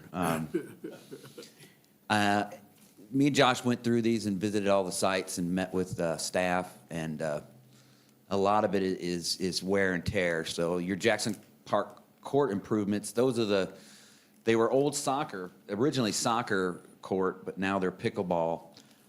We tried to get a quote to just resurface them, and they basically told us they have to be basically torn out and redone. So we got that as moderate on there, but it is something we'd like to see. We've even talked about moving them on the other side of the trail and maybe using that existing one as parking.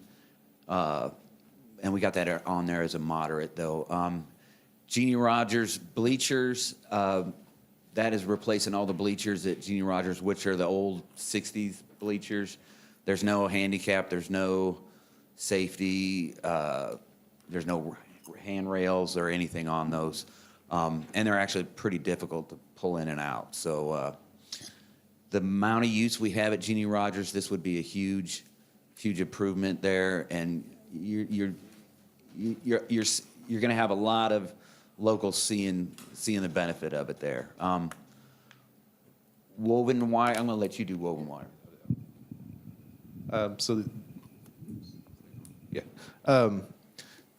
We've got some improvements we want to make at the trailhead with the parking, and then extending the trail into the EDA property was another part of this. We may try to do some of this in-house. We're meeting with different mountain bike groups, going over the project, looking at the routes it could go. But yeah, we'd like a placeholder of $25,000 just to get us started on that project next year. We've got 2 miles out of woven wire now. We're looking at potentially adding 2 to 2.5 more miles on the EDA property, so that would create a very attractive trail out there.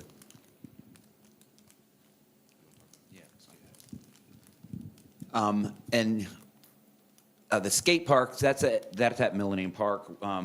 That's, of course, it was original. It's in pretty disrepair too. We have it at $300,000. That would be a complete overhaul. We could probably get that down to $2 million, maybe even a little less, with just some value engineering and just doing a smaller scope of a project. But that $300,000 is all new. And I believe it's using the same concrete pad pretty much, right? Yeah.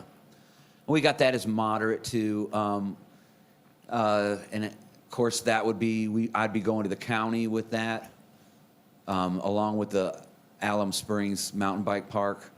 We'll be seeing if the county would go in. So that $300,000 would be for the skate park. You're looking at half of that if things are done right. And I'm going to put there's an asterisk mentally with all of the shared facilities. So legally, the county does own the items that say shared with county. Those are facilities that the county owns half of. So we would ask them for half. They have not committed to any of funding in addition to what they already contribute for normal operations. So I do want you to keep that in mind, that that's the total cost of the project. We would hope to share that with our county partners, but they have not committed to anything. Alum Springs Mountain Bike Park, that's something we've been discussing with the county for a couple of years now. That $250,000 is based on a plan that the county had developed. I think there's some issues there with access that need to be worked out, but I think the county is looking to put that in their budget as well. And then I'll take Jenny Rogers roof repair. We did a roof repair last year on the daycare side, and we need to do repair on our side this time, the side that's kind of next to the parking lot. We have one room that we really can't store anything in because when we get heavy rains, it leaks pretty badly. So that's pretty high on our list as far as it's made one room almost unusable. So we could I've already gotten a quote for that work, so that $60,000 is a pretty solid number. And I could probably get them lined up later this summer. Why didn't we do it when we did the other part? I I can't remember. There was a A couple of things. One, it was a really high priority to get the daycare side dry. And then also, we didn't know what we were getting into. We hadn't done a roof repair on that roof yet. We didn't know what they weren't sure what layers they were hit. So it was almost like a small test project to see what the demo would look like. It went really well. I think that's why we got a little better price this time. I think it was $80,000 on the other side. We're doing a little smaller area, but the $60,000 includes that entire section that's adjacent to the parking lot. So there's even some HVAC units and stuff up there they're gonna have to work under. So I feel like that was a pretty good price to do really a big chunk of the building. And this solves our last major roof leak issue we've got. We've got some other small things. The cafeteria does a little bit, this is small that we'll look at in the upcoming years, but this one really takes care of our last major leak at Jenny Rogers and puts us in there's no areas that aren't usable anymore after that. Okay, back to Tommy. Yeah. And moving forward, we got the Millennium Park Dog Park Shelter. This would basically just be we feel right in the middle of the park. It'd be nice to build a pad and do a simple shelter, roof shelter with picnic tables. I think it's Lawrenceburg that puts us, their dog park is way better than ours, so we got to catch up with them somehow. Y'all was complaining about it? The dogs, yeah, we haven't had any complaints from dogs, but we have had owners there. They really kind of, it's twofold too, because we can never get grass to grow right in the center of the park. So if we could put a shelter there, we solve two problems right there. That we got it moderate. Millennium Park Central Playground, we're talking about the middle of the park, that big playground. We got that down to $100,000 because we're not replacing the main playground, but there's a couple of small features that basically we had to take off, and now we just have the concrete post sitting there. And basically it's getting a new feature, slapping it on there, and fulfilling that whole playground out. Because we really inspected, we got a new slide last year for that playground, and it is, we think that playground's pretty good shape for as old as it is. We don't think we need to replace the whole thing. Oh yeah, and that's getting rubber surface instead of the mulch put in. So it's more like the accessible one by softball, the more recent one, and in comparison, that's what we put at Michael Smith on that playground. It's a big difference.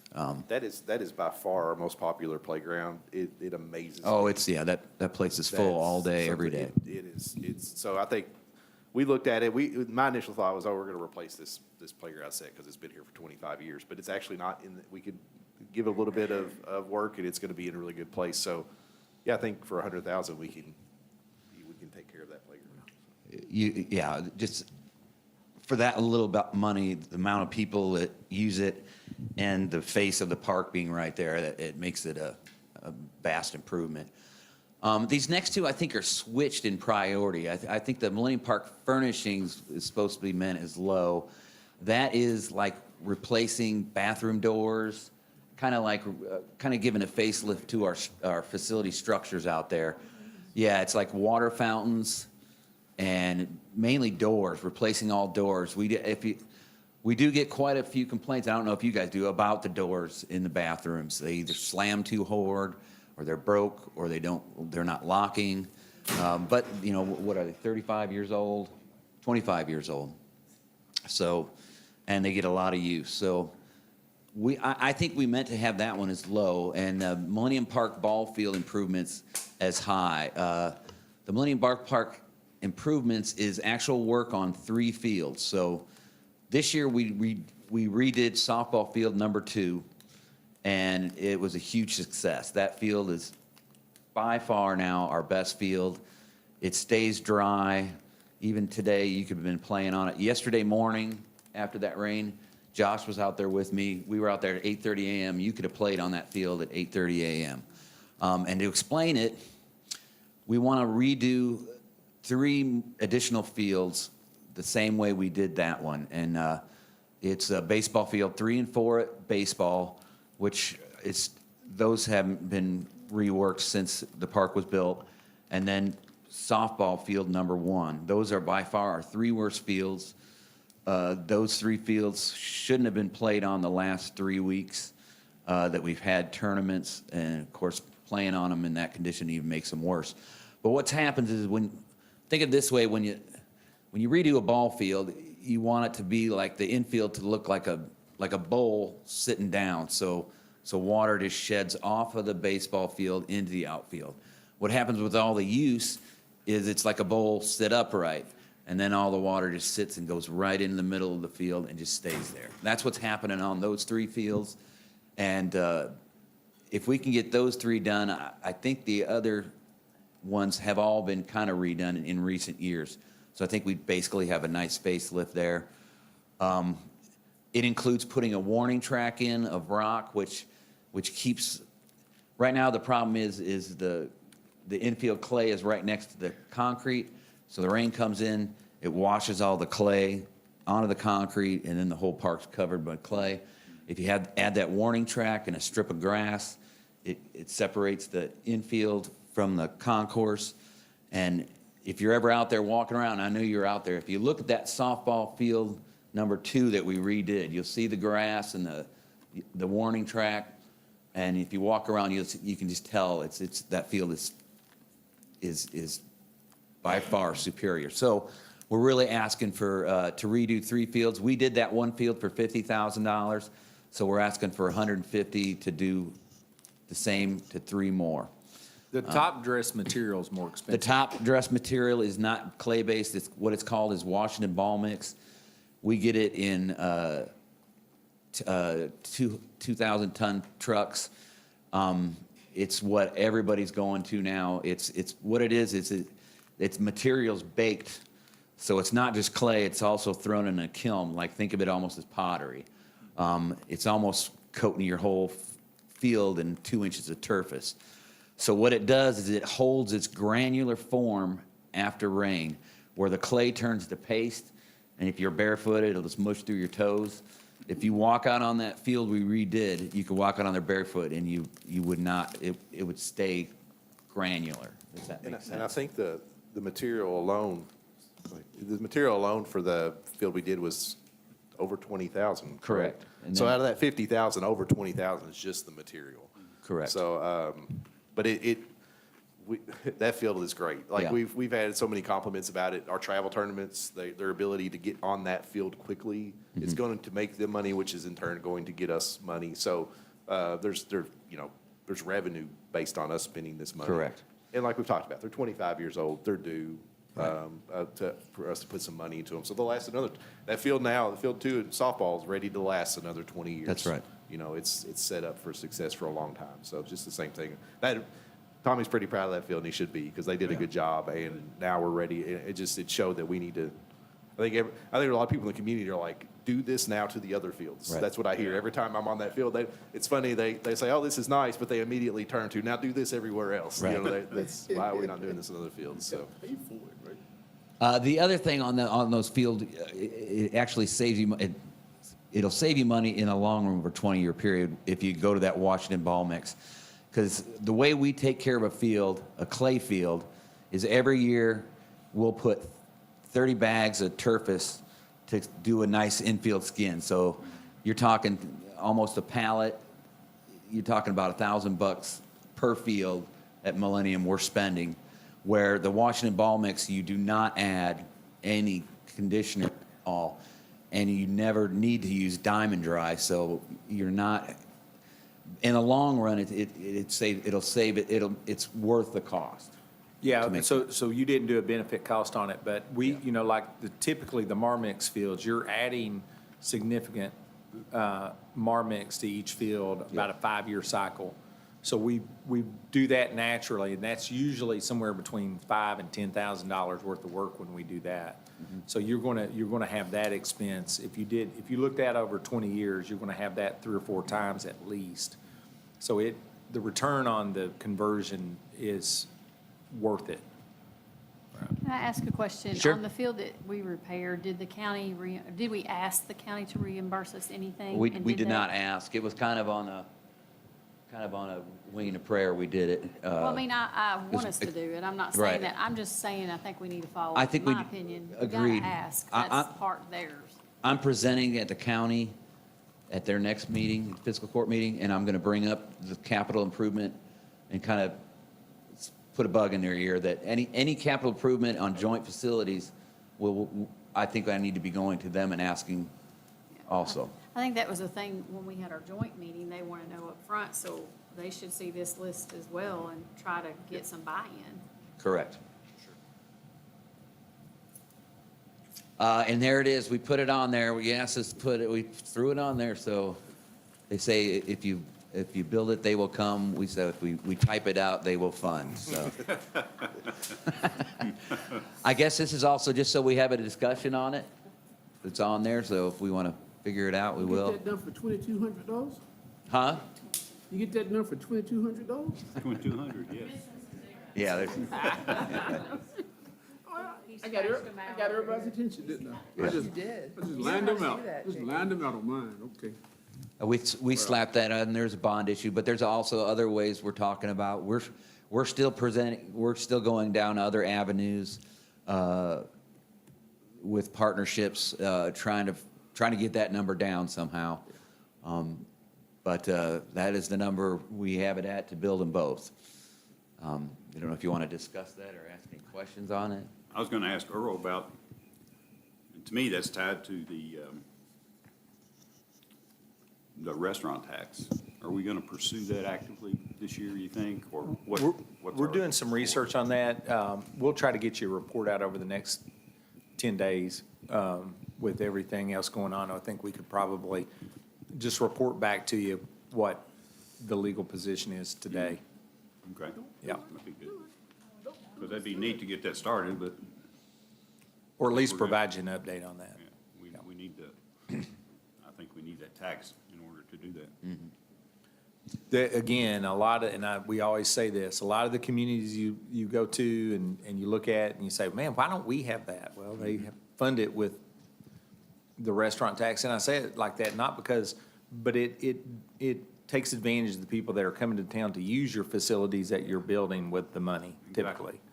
So there's a payback to that. It does increase that number then. And so if you have a baseline of revenue to a restaurants, for example, if you do a good job with some of your facilities, then that number theoretically goes up, and that's been proven in other communities. Now, I'm not saying it goes up every year, but it does go up above the baseline.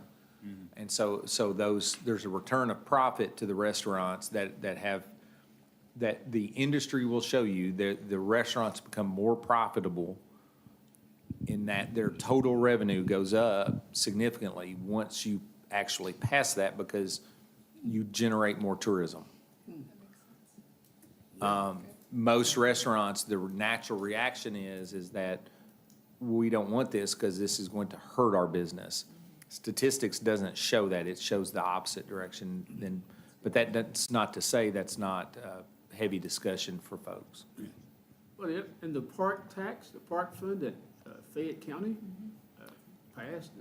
Yeah, that's a big lift, and our metric isn't the same as theirs. So they have a lot more, we have a lot more residentially, our property tax is a lot more residential than theirs is in proportion to some of their other assets that they are attaching that to. Like Fayette County, when they passed theirs as a property tax, I can't remember the exact amount, but it was less than $10 per household on average. Josh and Tommy and I did some ugly, dirty math with City of Danville property and tax assessments. It's significant for that size of a facility on your City of Danville property tax bill. It's you're looking more at $10 for every $100,000 of assessed value, not a $10 in total. It was actually quite a bit higher. It was, if we did it countywide, this is this was really rough math. It was gonna be $150 on a $300,000 house. Yeah, and that's significant when you're talking about property tax, especially considering, it is gonna be utilized by a lot of folks that are not City of Danville or Boyle County residents, right? It's bringing in folks from the region, from field, you know, based on our programming, and it's certainly something you all can consider, but it's not the most attractive But option. what is less? Is it 5%, what is it? What's, I would have to look it up. I don't, it was relatively, 5%? reasonable. It was an easy sell. And that was on the ballot, right? They had to Yes, it was vote, they ballot. voted for that on a ballot, so we would have to put something like that. When we looked at the numbers, the restaurant tax did make a lot more sense, just from like a real, like, Yeah. really high level look. It was like, okay, it will fund it more efficiently than a countywide property tax would be. Yeah, you Definitely a gave us city. an estimate, I can't remember what it was now, but it was a good amount of money. For restaurant tax funding? Yeah, so rough estimate for restaurant tax, you're looking at around, for all city, restaurants, between 1.4 and $2 million a year. And what would the bond payment be on something like that? For 22 million, was 1.6 million Yeah. a year. A year. So you'd pretty much, yeah. So the 3% restaurant tax, we would, when we looked at it, would fund Yeah. the debt payment. It would fund the debt service, and it would fund maintenance of the facility and potentially some other relatively small projects each year for tourism. But we did kind of keep in mind, though, that uses up all your restaurant tax, which is That's not true, necessarily a good thing either, because you've got other things you could spend that on. You know what, we don't want to have everything tied up in this building. So yeah, if we can figure out other ways to bring that 22 million down and bring that 1.6 million down, we're gonna try to figure that out. Yeah, there's other, there's other things you could do that impact that revenue stream too with that money. And so like if you make an investment of something else, then you can also drive that number up higher. Does it make sense? So so for example, the town center concept of, there's communities that use that to drive that, and that generates additional revenue above the investment sometimes. And so but there has to be significant analysis goes into it with how you distribute the money and be targeted so that you inflate that total cost so that you can afford things in the future that currently you might not have funded in phase one. Right. That's the model E-Town followed. The E-Town, they began with a baseline of improvements, and then as that grew the revenue stream, they've continued to stack other things that add to that revenue stream, right? So then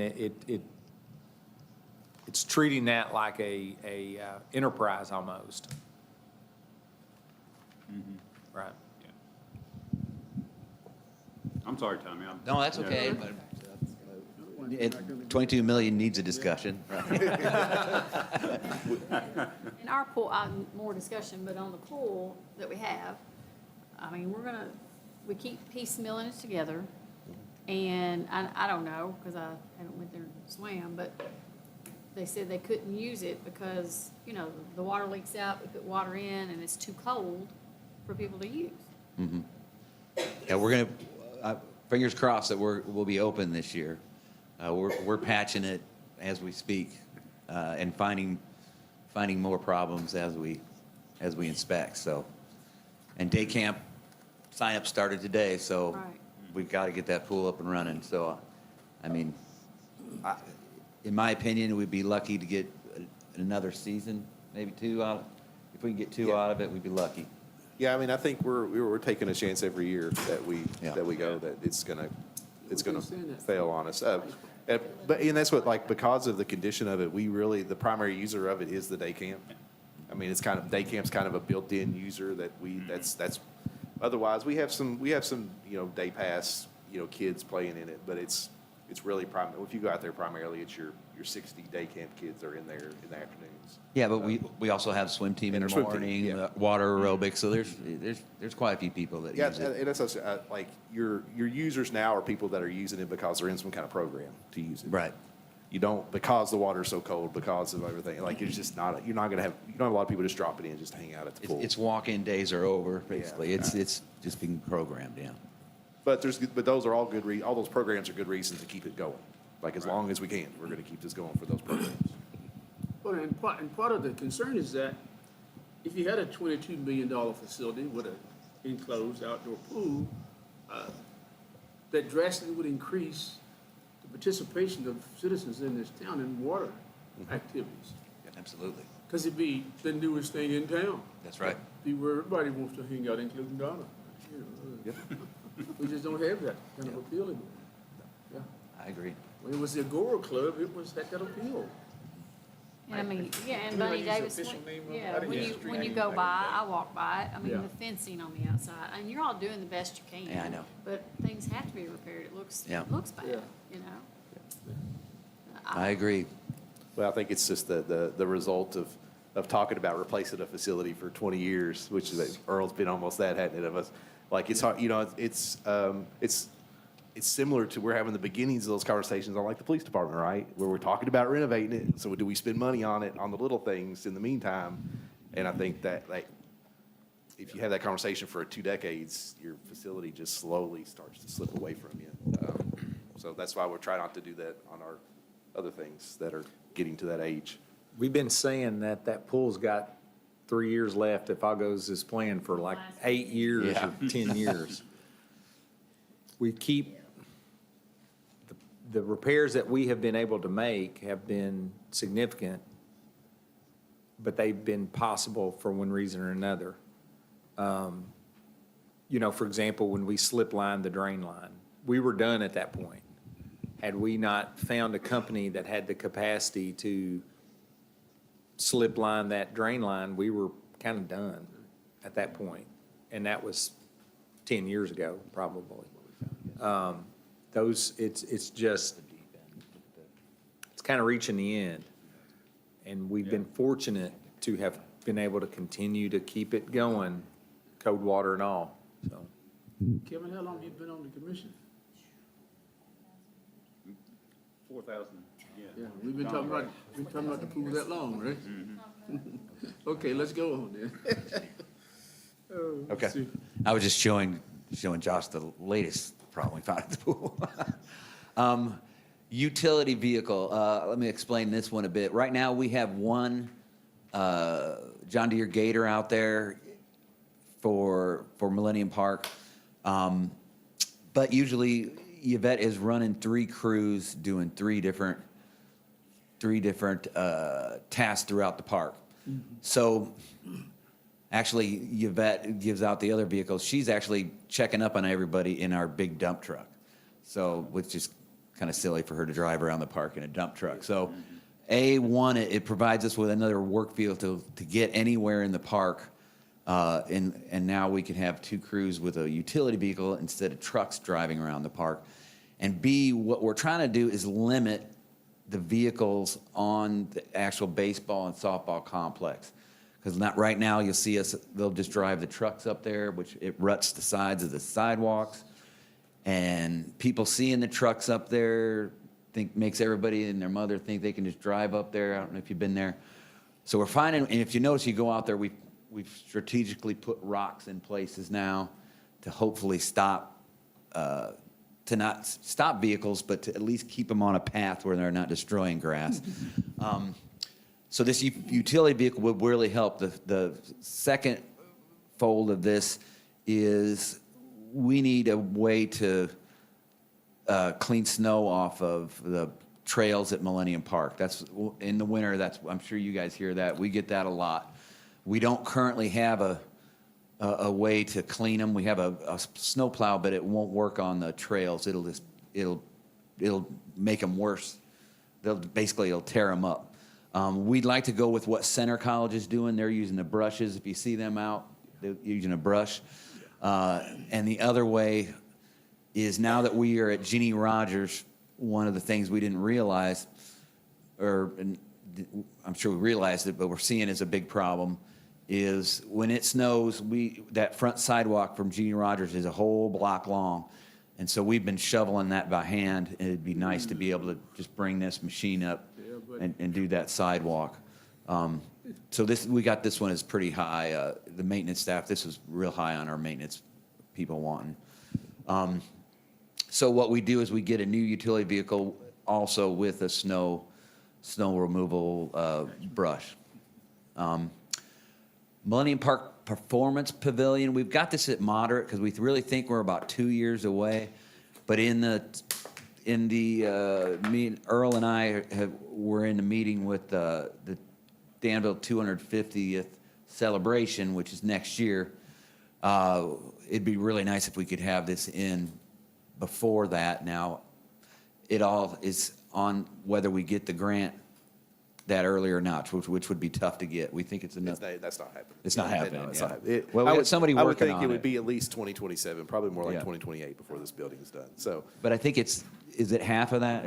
Is that the total cost? so yes, that's a land and water grant, so I think, yes, we got 250 for that project. So we'll get a grant for 250, and that's one that we talked about, like, that's another one to share with the county, see if the county's willing to split the remainder with us. So maybe it'd be 125 and 125, city and county each. But yeah, we're supposed to put them in the budget each year for the grant office because we told them we're going to commit this money. But that's because down at the bottom, I'm going to skip ahead down the bottom, Butler Drive Park Playground. That's another land and water grant from the year before, and that 2 years before that we still haven't gotten the money for yet. So that's when I actually think that might happen this coming year. We'll have to have half of that, 80 of that 160.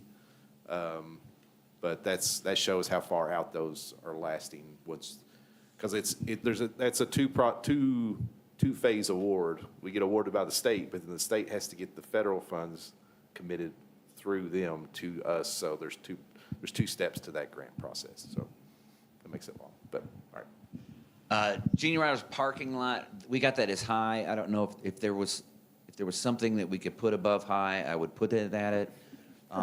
But I'm sure you've all seen Facebook posts or whatever, that when we're having basketball or we're any event at Genie Rogers, we do not, it's almost to a point of being dangerous, that parking lot.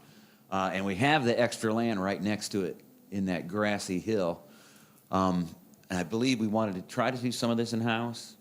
Yeah, we would do the additional grading and get the rock put down with Public Works staff, and that would just cover the paving.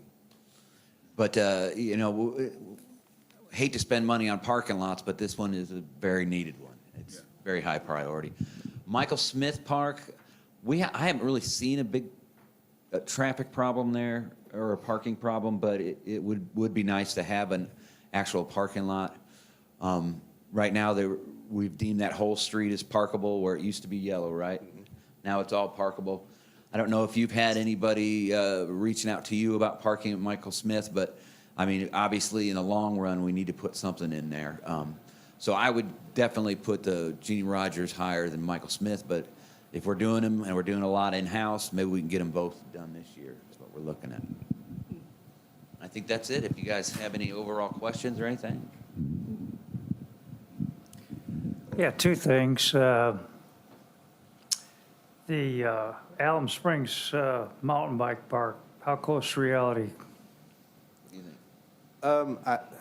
I think a lot depends on that access issue. I know the county's looking at some properties adjacent to see if there's other ways they can get into the property without going through the convenience center, going through the dump. I don't know, it could be really close. Like, I think just with a couple things going our way, it's something that could happen in the next few months. Yeah. But I think I don't know, how to navigate that is for us as the city. I think just being poised, ready to help when the time comes is really our role in that. I think it's a lot of the conversations are in the county's court at this point, especially because they have solid waste. So I think we are kind of, I've made myself available to them in conversations about how we can make this work. But I think we're kind of waiting on them to let us know when they've got a solution they feel comfortable with dealing when it comes to this, solid waste and this new trail working together. Sure. Well, it could become a destination, part of so that's the reason I asked that. So outside of the indoor recreation, which is a big deal, do you have some, excuse me, priorities on these capital projects in your mind? Well, yeah, I'd like to read it that it says low on that baseball field redo. Again, that should be listed as up there as high. I want to say, what do we think, like the Jeannie Rogers parking lot and bleachers were big. And anything we can do at Millennium Park as our flagship, you know. Yeah, I think a lot of the Millennium Park stuff is a little bit county depend. I mean, we need to go ask the county to help out with those. Especially, I mean, the ball field improvements I think they're your priority Right. one. I would. But then at Jenny Rogers, yeah, we've struggled with Jenny Rogers a little bit because they're all pretty high. The parking, the bleachers, and the roof. I mean, the roof as well. They're all things we really need to do pretty soon to make that building function the best that it can. I guess you could weigh that with, you know, Jeannie Rogers was an experiment, and it seems to be very successful. So, you know, it's really working. And like as you said, that block party, I was amazed at how many people were inside. And the what's that the photo display called? Oh, we were here. Yeah. I think that is such a happy accident that we put that there, and it's found a permanent home. Because, I mean, it's like almost like a museum, you know. It's beautiful. So maybe some investment back into Jeannie Rogers as it's successful as it's been would be, you know, would show the community that we're all in. So. My comment, nobody's complained about parking at Michael Smith. The one that they complain about, and if you go see every day, is out the Crowley Park on, you know, going into, what's the Crowley Park? Lexington Avenue. Yeah. Oh, Lexington Avenue, The yeah. water park. Yeah. I mean, they park all the way up into the subdivision, out on the road, everywhere, in the summer, because it's used so much. I don't know what you can do about I think we're pretty landlocked there. Right. Yeah. Nothing we really got there. that, so. That was one of our hopes with Michael Smith Park, right? Is that we would take a little pressure off the Lexington Avenue splash pad. And I think we just added new users. I don't know if we really moved many people from one place to the other. I think we just added capacity, Right. which is good. And I think some are using both. Right. Yeah, so I don't know, it's really landlocked. There's really not a good place for us to add parking there. Well, we own the water plant, I mean, Yeah. and there's grass in front of it, but. Yeah, I don't know. We'd have But to- anyway, that's the one I hear about, I mean, because it is so used, you know, and they're always lined up out there, even with the water plant, trying to, you know, it's great. It's great that it's used. And speaking of Jenny Rogers, the Saturday that you had your championship basketball games. Well, we had a monsoon all day long. Didn't affect anybody getting to Jenny Rogers, though, did it? Luckily, the gym doesn't have a leak. It was like, wow. We may, this is crazy, we may, the Lexington Splash Pad, we may reach out to the church and come up with some kind of joint parking agreement. And then maybe. 'cause That's a good solution right there. They're not used, our peak time is not their peak time, other than maybe some Sunday overlap. That's a solid idea. So Yeah. we'll do that. and see. Because you don't want a parking lot sitting there. So some of those trees were put in with land and water money at the water plant, the ones that we preserved. We were very intentional in trying to preserve some of those. But that church is a good idea. I just want to say thanks to Tommy and Josh and all the parties involved in Parks and Rec. We have, you know, a couple new faces. And I just think that is essential for a community. The livelihood of a community is Parks and Rec. And I just think you got a good group of smart people that are trying to come up with unique ways to make the situation better, to get to things like the indoor rec center.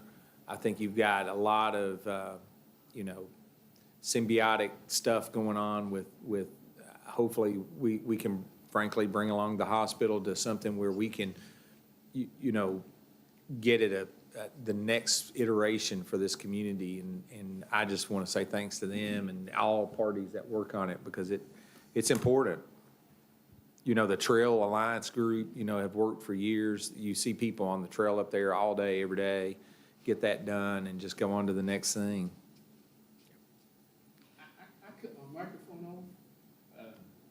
It would be really neat if the regional hospital would take the city out of the indoor-outdoor swimming issues. could just do it, finance it, and we ready for it. I say it to the right people, the mic on, but I don't want to say it to the mic on too much. Because it's happening around us. It's very common. Yeah. Yeah. Yeah. Very common. Okay, well, good job. Yeah, you guys are doing great work, so a lot of great projects here. Expansion of pickleball courts, what's your plan there? Well, that would be that Jackson Park, the first one of redoing that court, because that's in pretty bad shape. On that survey, I believe pickleball courts at Jackson Park was number 2 Yeah, I think so. to splash pad, I believe. Wow. Yeah, splash pad was number 1, pickleball was number 2.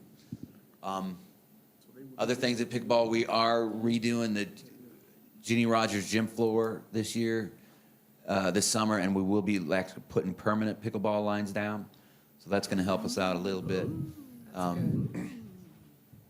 than that, yeah, the Jackson Park is where we'd put anything else. Obviously, if we can get to the new building, it is still all part of that also. And even in discussions with partnerships with hospital, we've stated that if we do something together, it's got to have those pickleball courts also. Yeah, when we looked at the amenities that they would like to have, and what they have now at Bunny Davis on a smaller scale, if we were going to do that again, it makes sense for those to just be attached to the new indoor rec facility, however that turns out, wherever it ends up being.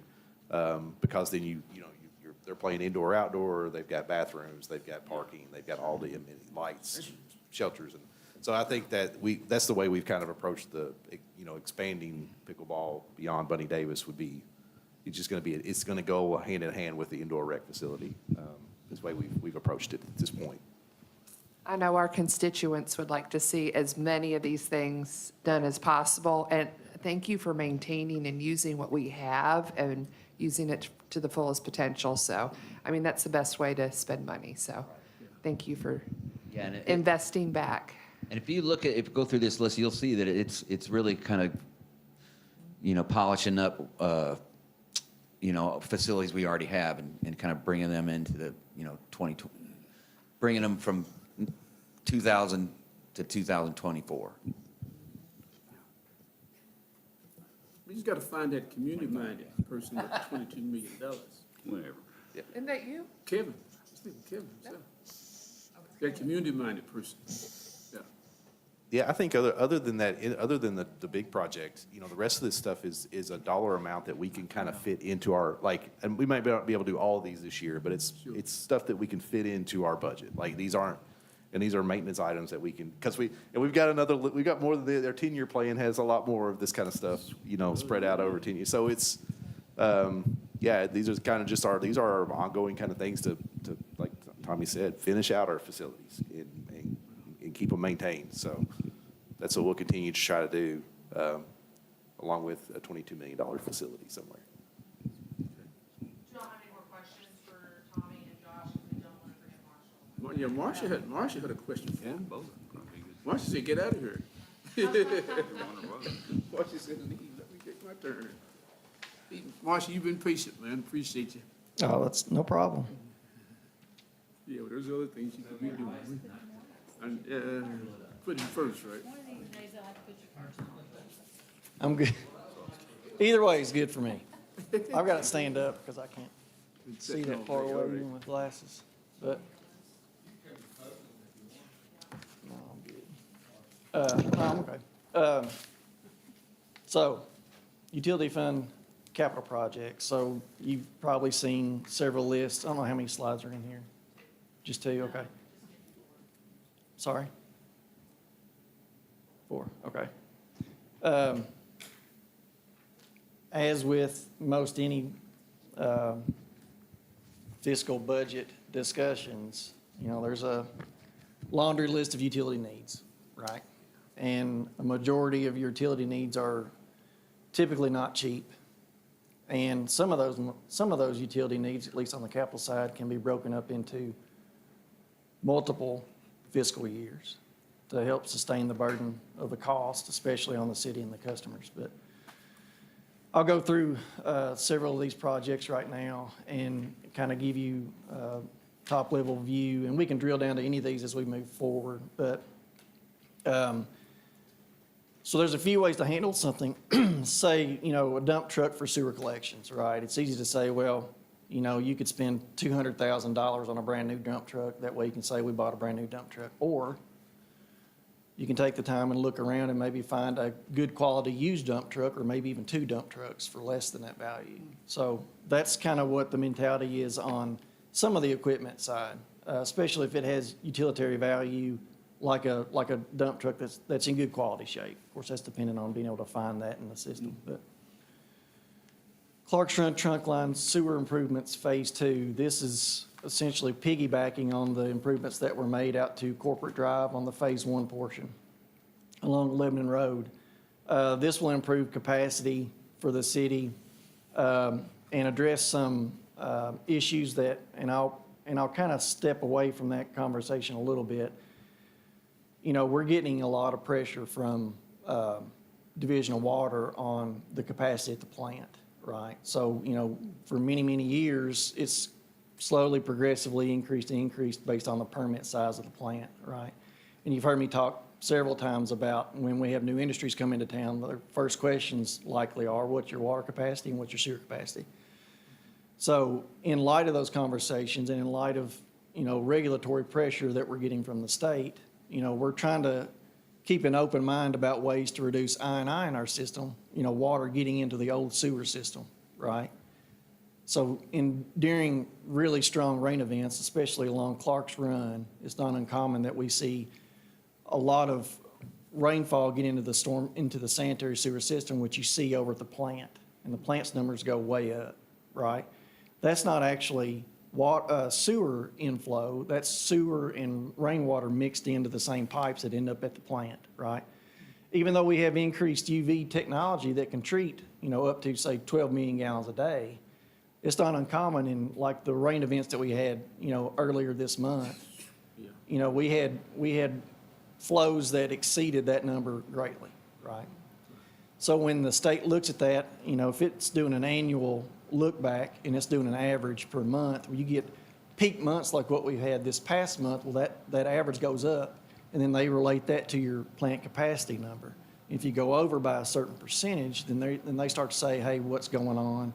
What are you all trying to do to improve the situation? So long story short, with the Clark's Run Sewer Improvements Phase 2, we're going to be, of course, this is a new sewer project, which you all are aware of, along Woods Drive, right?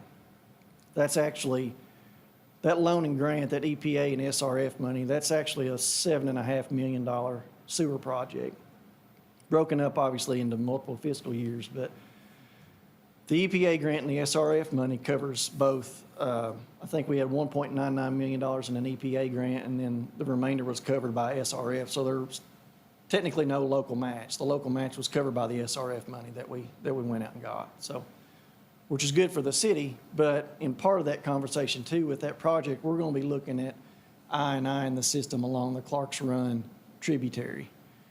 Because we feel like, and the guys at the plant feel like, that's one of the major contributors is the water. As soon as the water comes up in Clark's Run, it starts to get into our sewer system, and that's when we start to see peak numbers at the plant. So with part of that project right there is going to be evaluating that trunk line and the old trunk line to address I&I issues at the plant too.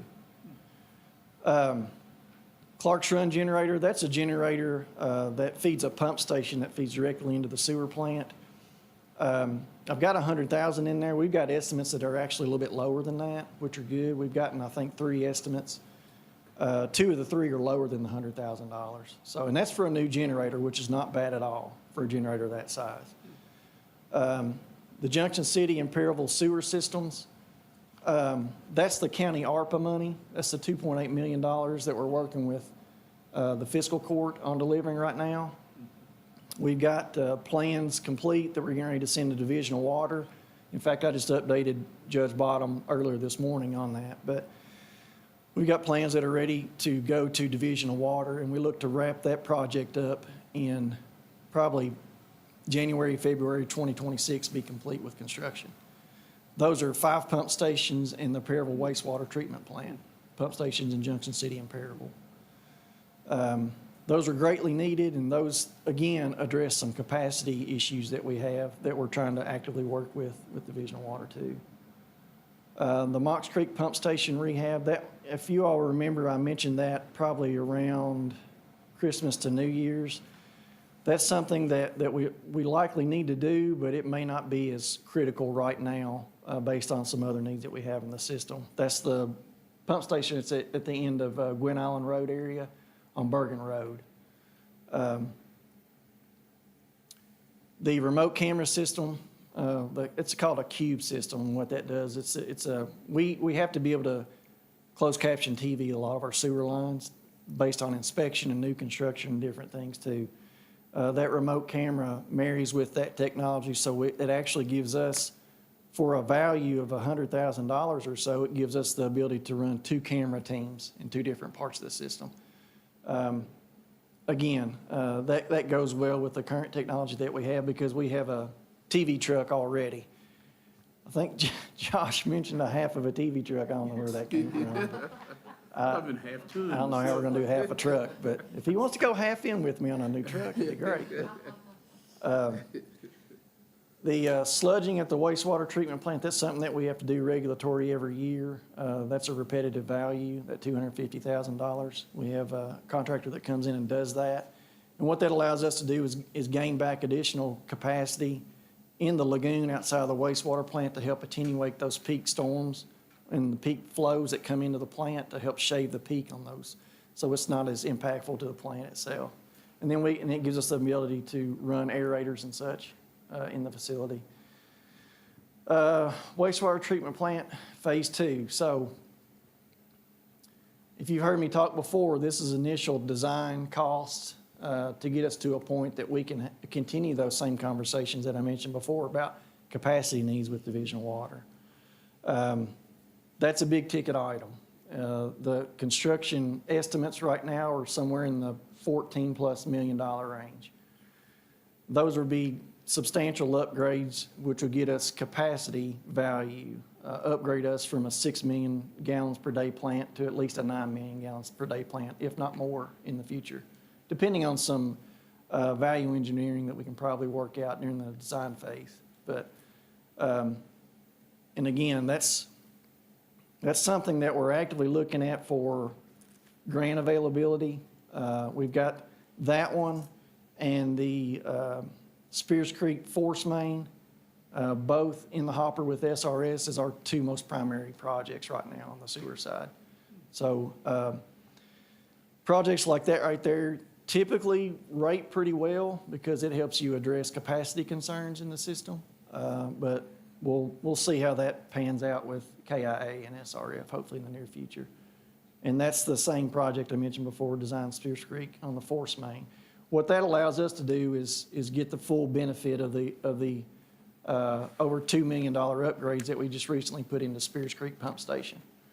We were essentially down to just only 1 running pump out of 4 spots in Spears Creek Pump Station. So with the recent upgrades to Spears Creek, we need to be able to capitalize on that with an upgraded force main. It's a long force main. I mean, it runs all the way across town, all the way to the sewer plant.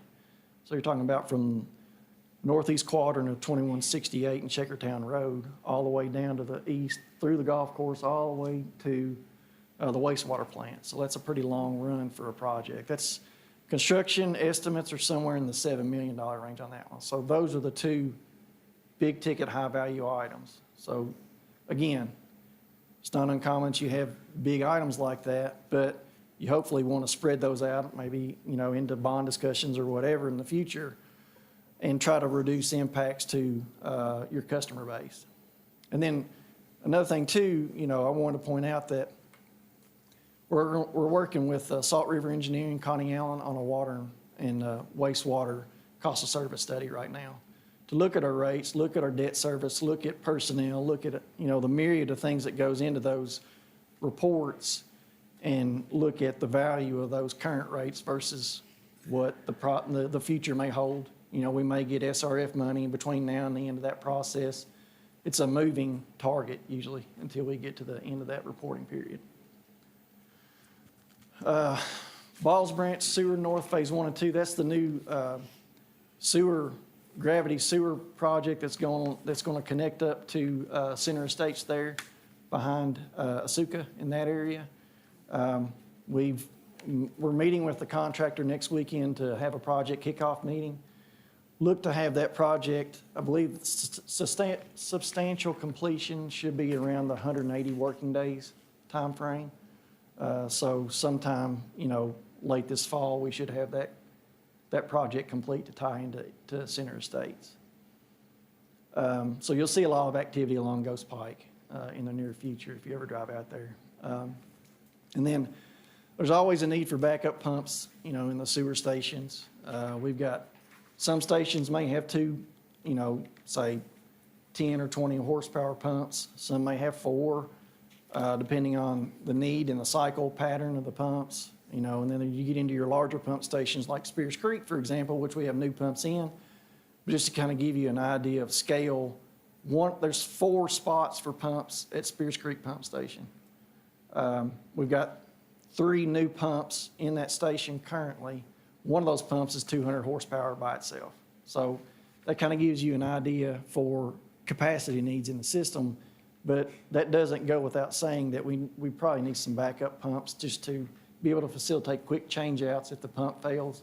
We've got one on the shelf. Get out there, get it changed out, and then reduce impacts to the environment. Water projects, lead and copper compliance. So the lead and copper compliance, the inventory and assessment, and the lead and copper replacements are kind of obviously interrelated, but they're related primarily as a trigger point on the inventory and assessment itself, which we're working with right now with HDR. Those 3 are tied to a 10-year regulatory process of eliminating all lead service lines in the system. So we've been meeting monthly with HDR to get project status on where they are in design on that. And then once you get that information, once you get a quantitative analysis of what you do have in the system, then you can take the remaining projects and then generate project design contracts, and then those are your replacement mechanisms for the planning period that we're going through right now. Those are all SRF, KIA monies too. So the design on 2168 water line. So that was part of the $900,000 cleaner water grant that we got through fiscal court also. So it's a partnership with fiscal court. There is a local match of $75,000 for that. Square one is to go ahead and get the design done right now. I believe stipulated in the grant is that by the end of 2026, by the end of the calendar year next year, that the grant money has to be spent down. So step 1 is to get the design completed, go ahead and get to construction, and then start spending that grant money up front to get everybody in compliance with the grant requirements. US 150 pump station, that's tied to a few different discussions. McKinney's obviously looking, you heard me talk about regionalism, right? This is tied to that whole regionalism discussion between McKinney's water needs. They're looking to tie on, hopefully, pending some PSC approval of getting a water line project all the way from Airport Road here in Bull County, across 300, across McCormick's Church Road, and all the way into McKinney. So there's a Danville portion of that project from Airport Road to Highway 300 in Bull County. And then it was originally assumed that there was a McKinney portion. This is all Phase 1A. It's hard to show you without a map, but it's all part of what's called Phase 1A in design. And then from 300 all the way into McCormick's Church Road, which is over in Lincoln County, that would be the McKinney portion of that particular phase. So we're waiting on information. I say we, McKinney, and AG Engineering are waiting on feedback from PSC on that project currently. But once that becomes further to light, then that will help us evaluate what we're doing with that 150 pump station, because that 150 pump station is also tied to our US 150 Water Commission discussion, right? So based on the capacity needs of that 150 pump station, it can go two ways. It can go satisfy the needs of only McKinney, or do you build it just large enough that you can come back in the future and retrofit that with larger pumps and larger service connections to feed a 16-inch water main all the way into Mount Vernon, right? So it's a little bit of a layered conversation. But either way, we still need to go ahead and get that process started. Water meter replacements, this is tied to the M&V inventory discussions that we currently have with Train going on. This is to satisfy some water meter needs that are dated water meters, right? So dated water meters in Junction City, dated water meters out towards Old Bridge on the east side of town that need to be upgraded into a more modern technology that can be read through the automated system and then reduce manpower to go out and drive through those meters and collect it with a collection truck. You know, we're past the point for almost all of our meters of the guys having to get out of the truck and go read the meter. You know, those days are gone, but we're still not really past the point technologically from the guys having to get in a truck and then drive through these areas for hours at a time and let the truck and the computer and the antennas in the truck gather the data from some of those older meters, as opposed to us being able to just collect a lot of that information through an antenna at the local, at the nearby water tower, and that feeds into the computer system. So overly detailed, I'm just saying, we need to make some upgrades on the technology standpoint of our meter reading system. Sludge at the East Main Pond. So we have a pond, which you all are probably aware of, at the end of East Main, that takes excess water from the water plant. Well, part of that process is it has some, it's not chemicals, but it's some organic materials that is passed through the treatment process and ends up in the pond. That's specifically for that. This isn't a take your kids to go fishing and swimming pond. This is a pond that's strictly reserved for that purpose. So part of that, and again, it's kind of similar to the wastewater lagoon that I talked about earlier.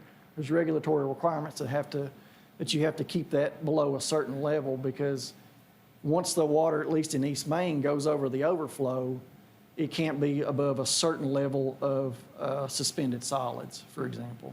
So the idea is to capture and settle everything out before it actually goes into the stream itself. So you have to stay on top of that also annually. Aldridge Lane control valve, that was originally over $100,000. We've gotten some recent costs to drop that down to about 75. Hopefully we can be in the 65 range on that. That's a control valve that actuates the water in the tank based on pressures in the system. So if that valve were to malfunction, it's an old valve. I mean, if you were to open the top of it and look down in there, it's pretty old. That actuates the flow out of the tank. So if that valve were to fail to some degree, you could run the risk of dewatering the tank totally, which would cause issues, pressure issues in your system, right? So that's a priority of ours too. And then geospatial mapping, that's something that we're nearing the end of probably in this fiscal year, but we've been working with Lebanon Water on that, and that's really been a benefit for our system on the water and sewer side, getting our GIS maps updated and having that information for our folks in the field. That way, instead of referring back to old paper maps, they're actually taking a tablet out there and walking out to manholes. And then once they go out to those manholes, for example, they have a survey built into that tablet that they can do the inspections of the manholes and then do all the manholes in the system, as opposed to writing it down, trying to get it into, say, an Excel sheet and getting that information to the state. It's real time. So once that information is done, it's fed directly. It can be fed directly into the state regulatory system. It's worked very well for us. And Caleb Lowry's been a great help in that endeavor too. He's been really spearheading that initiative for us, and super smart kid, and he's done really well. Cox Street painting, that's something that we need to do. That's the tank in Parable. On the left, as you're going out of Parable, if you look to the left, that's the water tank. That needs to be painted hopefully in this fiscal year, there's a lot of equipment that's on that tank that we're going to have to work with Verizon and some different folks about relocating, at least temporarily, some of that equipment off of the tank so we can get it cleaned and painted. But that's a conversation to have in the near future also. Hydraulic modeling, that's primarily to help facilitate. So if we have new projects come into the system on the water side, and we want to make sure that it's not going to create pressure differential issues in the system, we have design consultants that look at that and then take that information, build it into the existing system, and say, yeah, the pressure should be good, or no, the lines may need to be changed, or the tanks may need to be manipulated in some way based on our SCADA system, if that makes sense. And then sludge at East Main. I think I already talked about East Main, I thought. So anyway, That's a duplicate. It's a duplicate. I was like, double. yeah. Well, we can do it twice. No, I'm kidding. So, a lot of information, short amount of time, but, if you all have any questions now, we can certainly address them now, or, some of these items that I've listed, again, are more prioritized than others. But some of these, in the grand scheme of things, could probably drop off in this fiscal year and pick back up in the next fiscal year based on some continuing revenue discussions that we've got. We've got increased revenue on some of our wholesale customers that we didn't have last year, for example, that can go into capital discussions and debt service, whether it be through capital or through bond or whatever, so. We thought Tommy's $22 million page was expensive. Yeah, But look at well, George Wayne, Everything he has a lot is of projects. See that? Yeah. Consider this is Apologize. less than Park and Rec. Right. And usually Marshall's top dog, but Yeah. this year, I know, I don't have the title belt this year.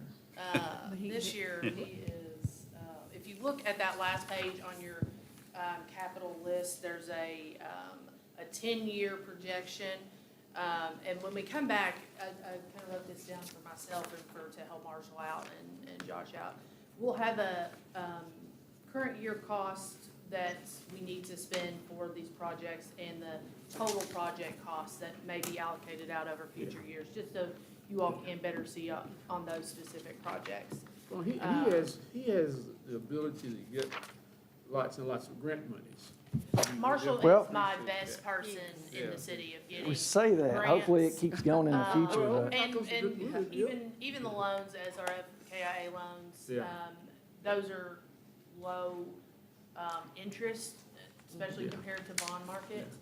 So anytime we can get those are preferential. You're talking 1% to 2% interest, maybe 3% on some of the older ones we have, versus 4% or 5% in the bond market, currently. 6%. I've heard horror stories of over the last year or two. He is the best. He's doing the most. Not that everybody's not doing a good job, but Marshall's putting in a little bit extra, I feel.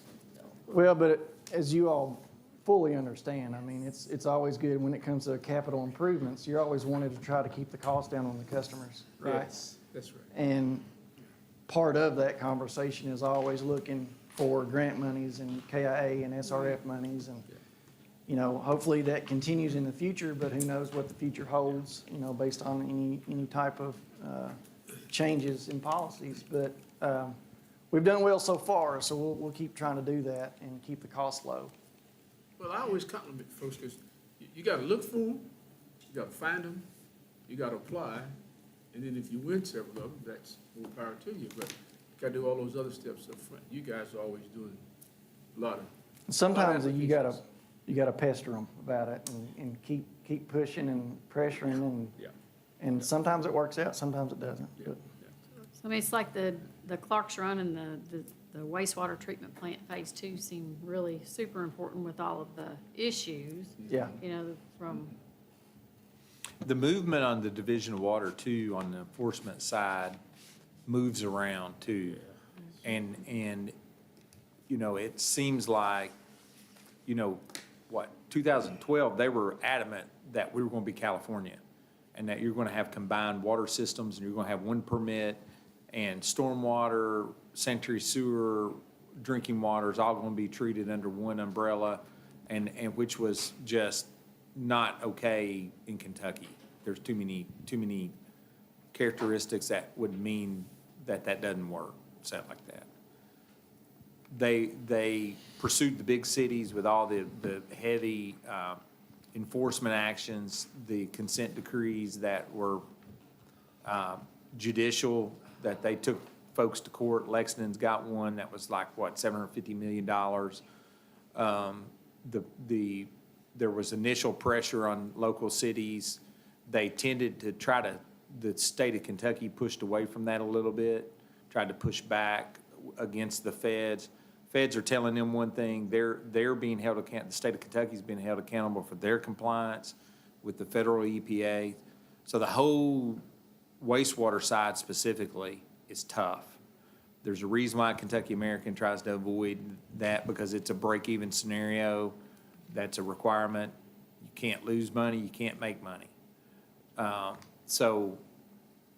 Cities, this is a problem in the future because the laws of physics means you're going to have some bypasses. Well, what the Clean Water Act says, and the interpretation 15 years ago is that bypasses anything is you're violating the Clean Water Act. Well, I don't know that the Clean Water Act was contemplating that, but that's how we were interpreting it. That means a lot. If you try to comply with that, you're going to spend a whole lot more money than this community has. And so the sanitary sewer side is a problem for local communities, not just in Danville. That's just the truth. So kudos to all those communities that are dealing with it. Kudos to Marshall for trying to work through it. I know I've tried to have to deal with it myself, but he's been very patient with it, patient with the Division of Water as they get pressure from different places. And so we'll just continue to react to it as it comes, to be honest. And when you have, wet weather periods that I talked about, right? Especially like what we had, that really puts even more pressure on those systems, especially ours. Everybody's system in the state of Kentucky had a lot of pressure the first of this month. So you're getting increases in those wet weather periods.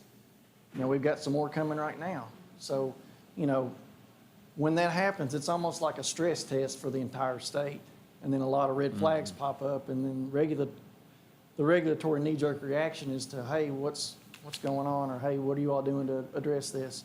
We've been in a good position recently about having those conversations with the state and talking about some of the improvements with the ARPA money for those sewer projects. York Lane, Knoblich Road, some of those pump stations that we're already addressing in the design process right now. So that reflects well, usually, with your regulatory folks, but that's not always the case. No, and the problem for Danville is that we have, since the late 70s, Danville's been very proactive, and I know we're repeating this, but it needs repeating, because you guys are ultimately going to have to vote on these things as they come in the future. But Danville's been very proactive since the late 70s when we initially got in trouble, and we were actually probably deserved to be in trouble then, to be honest. But that was 50 years ago, and since that time, Danville's been more proactive, I would argue, than any other city our size per capita, no question, in the state. But we've been very proactive, and you've been consistent with reinvestment in sanitary sewer, doing projects and doing these things.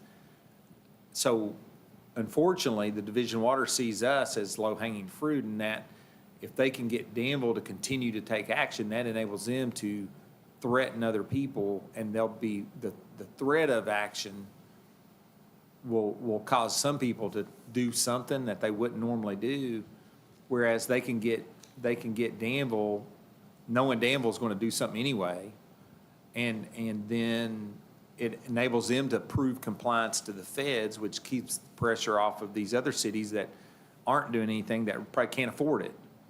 And so it's a complicated industry, and it's a complicated regulatory industry, and Danville gets sometimes unduly criticized when I can go to places I know they're not doing anything. But now, saying that, they're in communities, a lot of times that there's not a lot of resources there from staff. You know, we have Marshall, we've always had engineering staff from the 70s, Luther and on, but not every city has that. Not every municipal utility has that asset, right? So, I don't know, it's complicated.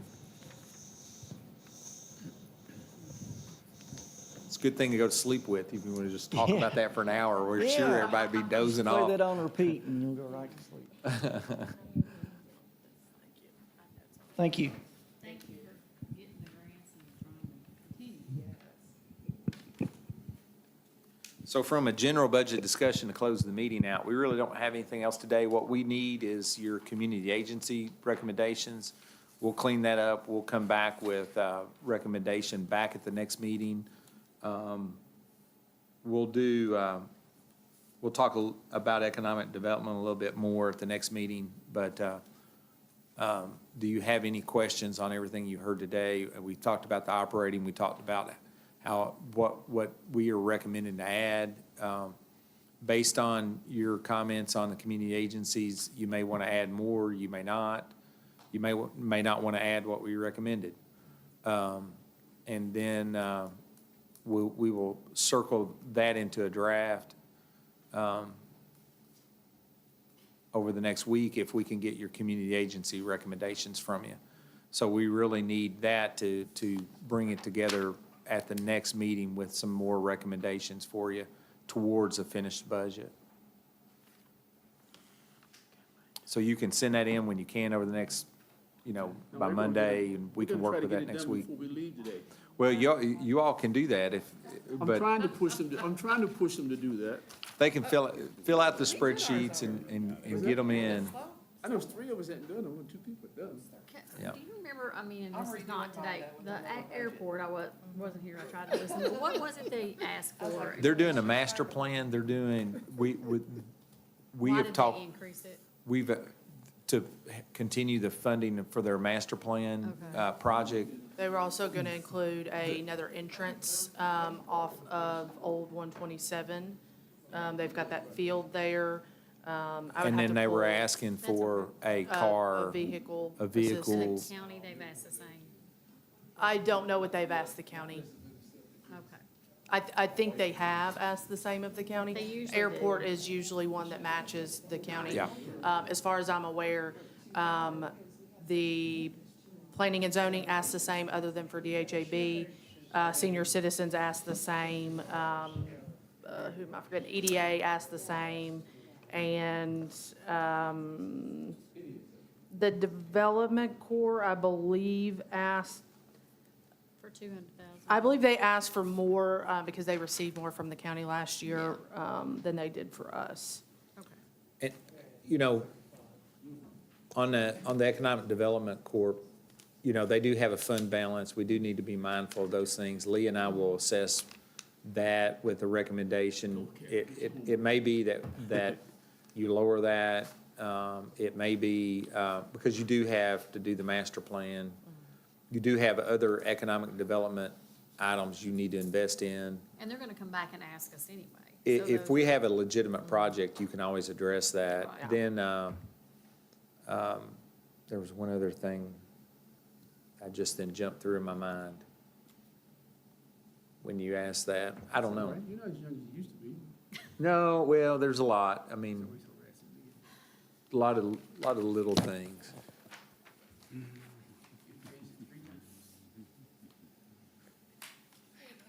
If you all have any other questions or comments? You guys do such a great job with updates and high-quality updates that, that takes out a lot of the questions. Well, I So feel thank like, you. especially over the last year, Marshall and Josh have done a Yes. good job of bringing those Yes. back to you all to keep them fresh in your mind so that when they talk about Spears Creek project or, a pump station rehab, there's too many, I don't know them all. There's no Then- surprises. Well, there's not Yeah. as many Thank surprises and you. it triggers you all to remember, we've talked about this. I really like this packet. Oh, I okay, gained good. more information. Yes, I agree. We've tried to work on being less wordy and more The funny thing with concise. that is There was full disclosure, there was a slide in there that I was gonna do, and I appreciate Lee's ability to Well, it was just, we made it a get little my bit engineering less, mind out of it, so that it's actually readable. and that's something I'd always try to work on, because I feel like that is better for me too, to better communicate to you all and to the public. That's something we strive for. The larger sheet forces me to want to go down and look line by line and see Yeah. what I can eliminate. Well, I mean, you should do that. That's part of your all's responsibility is to, you all should look at every single line in this budget so that you can say, I know what the city budget is and what I'm approving, because that is ultimately your all's responsibility. Your bill lists are being paid based on these numbers. Yes. Yeah, but my Right. thing is this, as I would go through here and start eliminating, I mean, I would Also- ask you to ask what it is before you completely eliminate it. but I want to But- add some things, and that's where I get in trouble. So your bill list is, you gotta remember, every bill on that bill list is Yeah. attached to one of the line items Yeah. in this spreadsheet, Yeah, I agree with that, yeah. you know? Well, what's intimidating about it. so when you see a bill list that's $900,000, it's the total out of all these lines that add up to $900,000 For that month. for that month, I Yeah. agree, yeah, or for that cycle, but that's what's scary, yeah. yeah. Yeah. And wait, is Well, you will be signing quite a few in the next couple months, so. Yeah, but I can't go back and take the check and say, okay, where does it come off this line, you know, I never get them. We can give that to you, but probably not after the fact. No, we never get them done. So a week from today, we're going to talk a little bit about economic development, right? So I have a slide that I was starting to put together, and you know, I felt like today would be consumed with this long 2.5 Yeah. hour. That's all right. So we'll, So, I've got a slide I do want to show you next time that I'm putting together, and we'll talk about that. Per Commissioner Caudle's comments, you think we'll be able to talk about restaurant tax at the same time? I don't know that we'll be able to have that by next Thursday, but I'm trying to put us in a position to have that conversation really soon. I'd love to do it next Thursday, don't know if I will be able to. It might be one of the subsequent budget meetings, don't know. The other question I had, and I think I know the answer, is that when you put these positions in here, especially the new ones, and you have the monetary cost, that's salary, benefits, a little bit of everything That's else. salary and benefits. Randy does a good job on that. And you do have to keep in mind that we can plan for a certain number of like when you add an employee, you add them to our health plan. Sometimes that's just the employee, but sometimes that's also a family of 6. Sure, yeah. Some of our understand, employees are very You prolific. don't have to say that part, it's all right, they There's were a very lot of kids. There's a successful. lot of kids on our health insurance plan. But I think. Everybody loves kids. There's a lot of them. It's okay, we Yeah, respect, but we Lee, respect that's Donald why it's so Trump's giving us important. $5,000. That's why it's so important for prospective candidates out there to know about the benefit package. Yes. Yeah. Because, man, that could wipe out your whole salary, Yes, it having could. a family. Yeah. I don't think we're quite that high, but. No, we're not that bad. Are we ready for, are you guys, We are, commissioners? our presentation is complete. Yeah, I was gonna ask my commissioners, if they have any other questions or comments. I move for adjournment. He's good at that. You finish your homework? I did. Okay, well, I'll let you make that motion then, okay. Is there a second? Second? All, all, all those in favor say aye. Aye. All those opposed?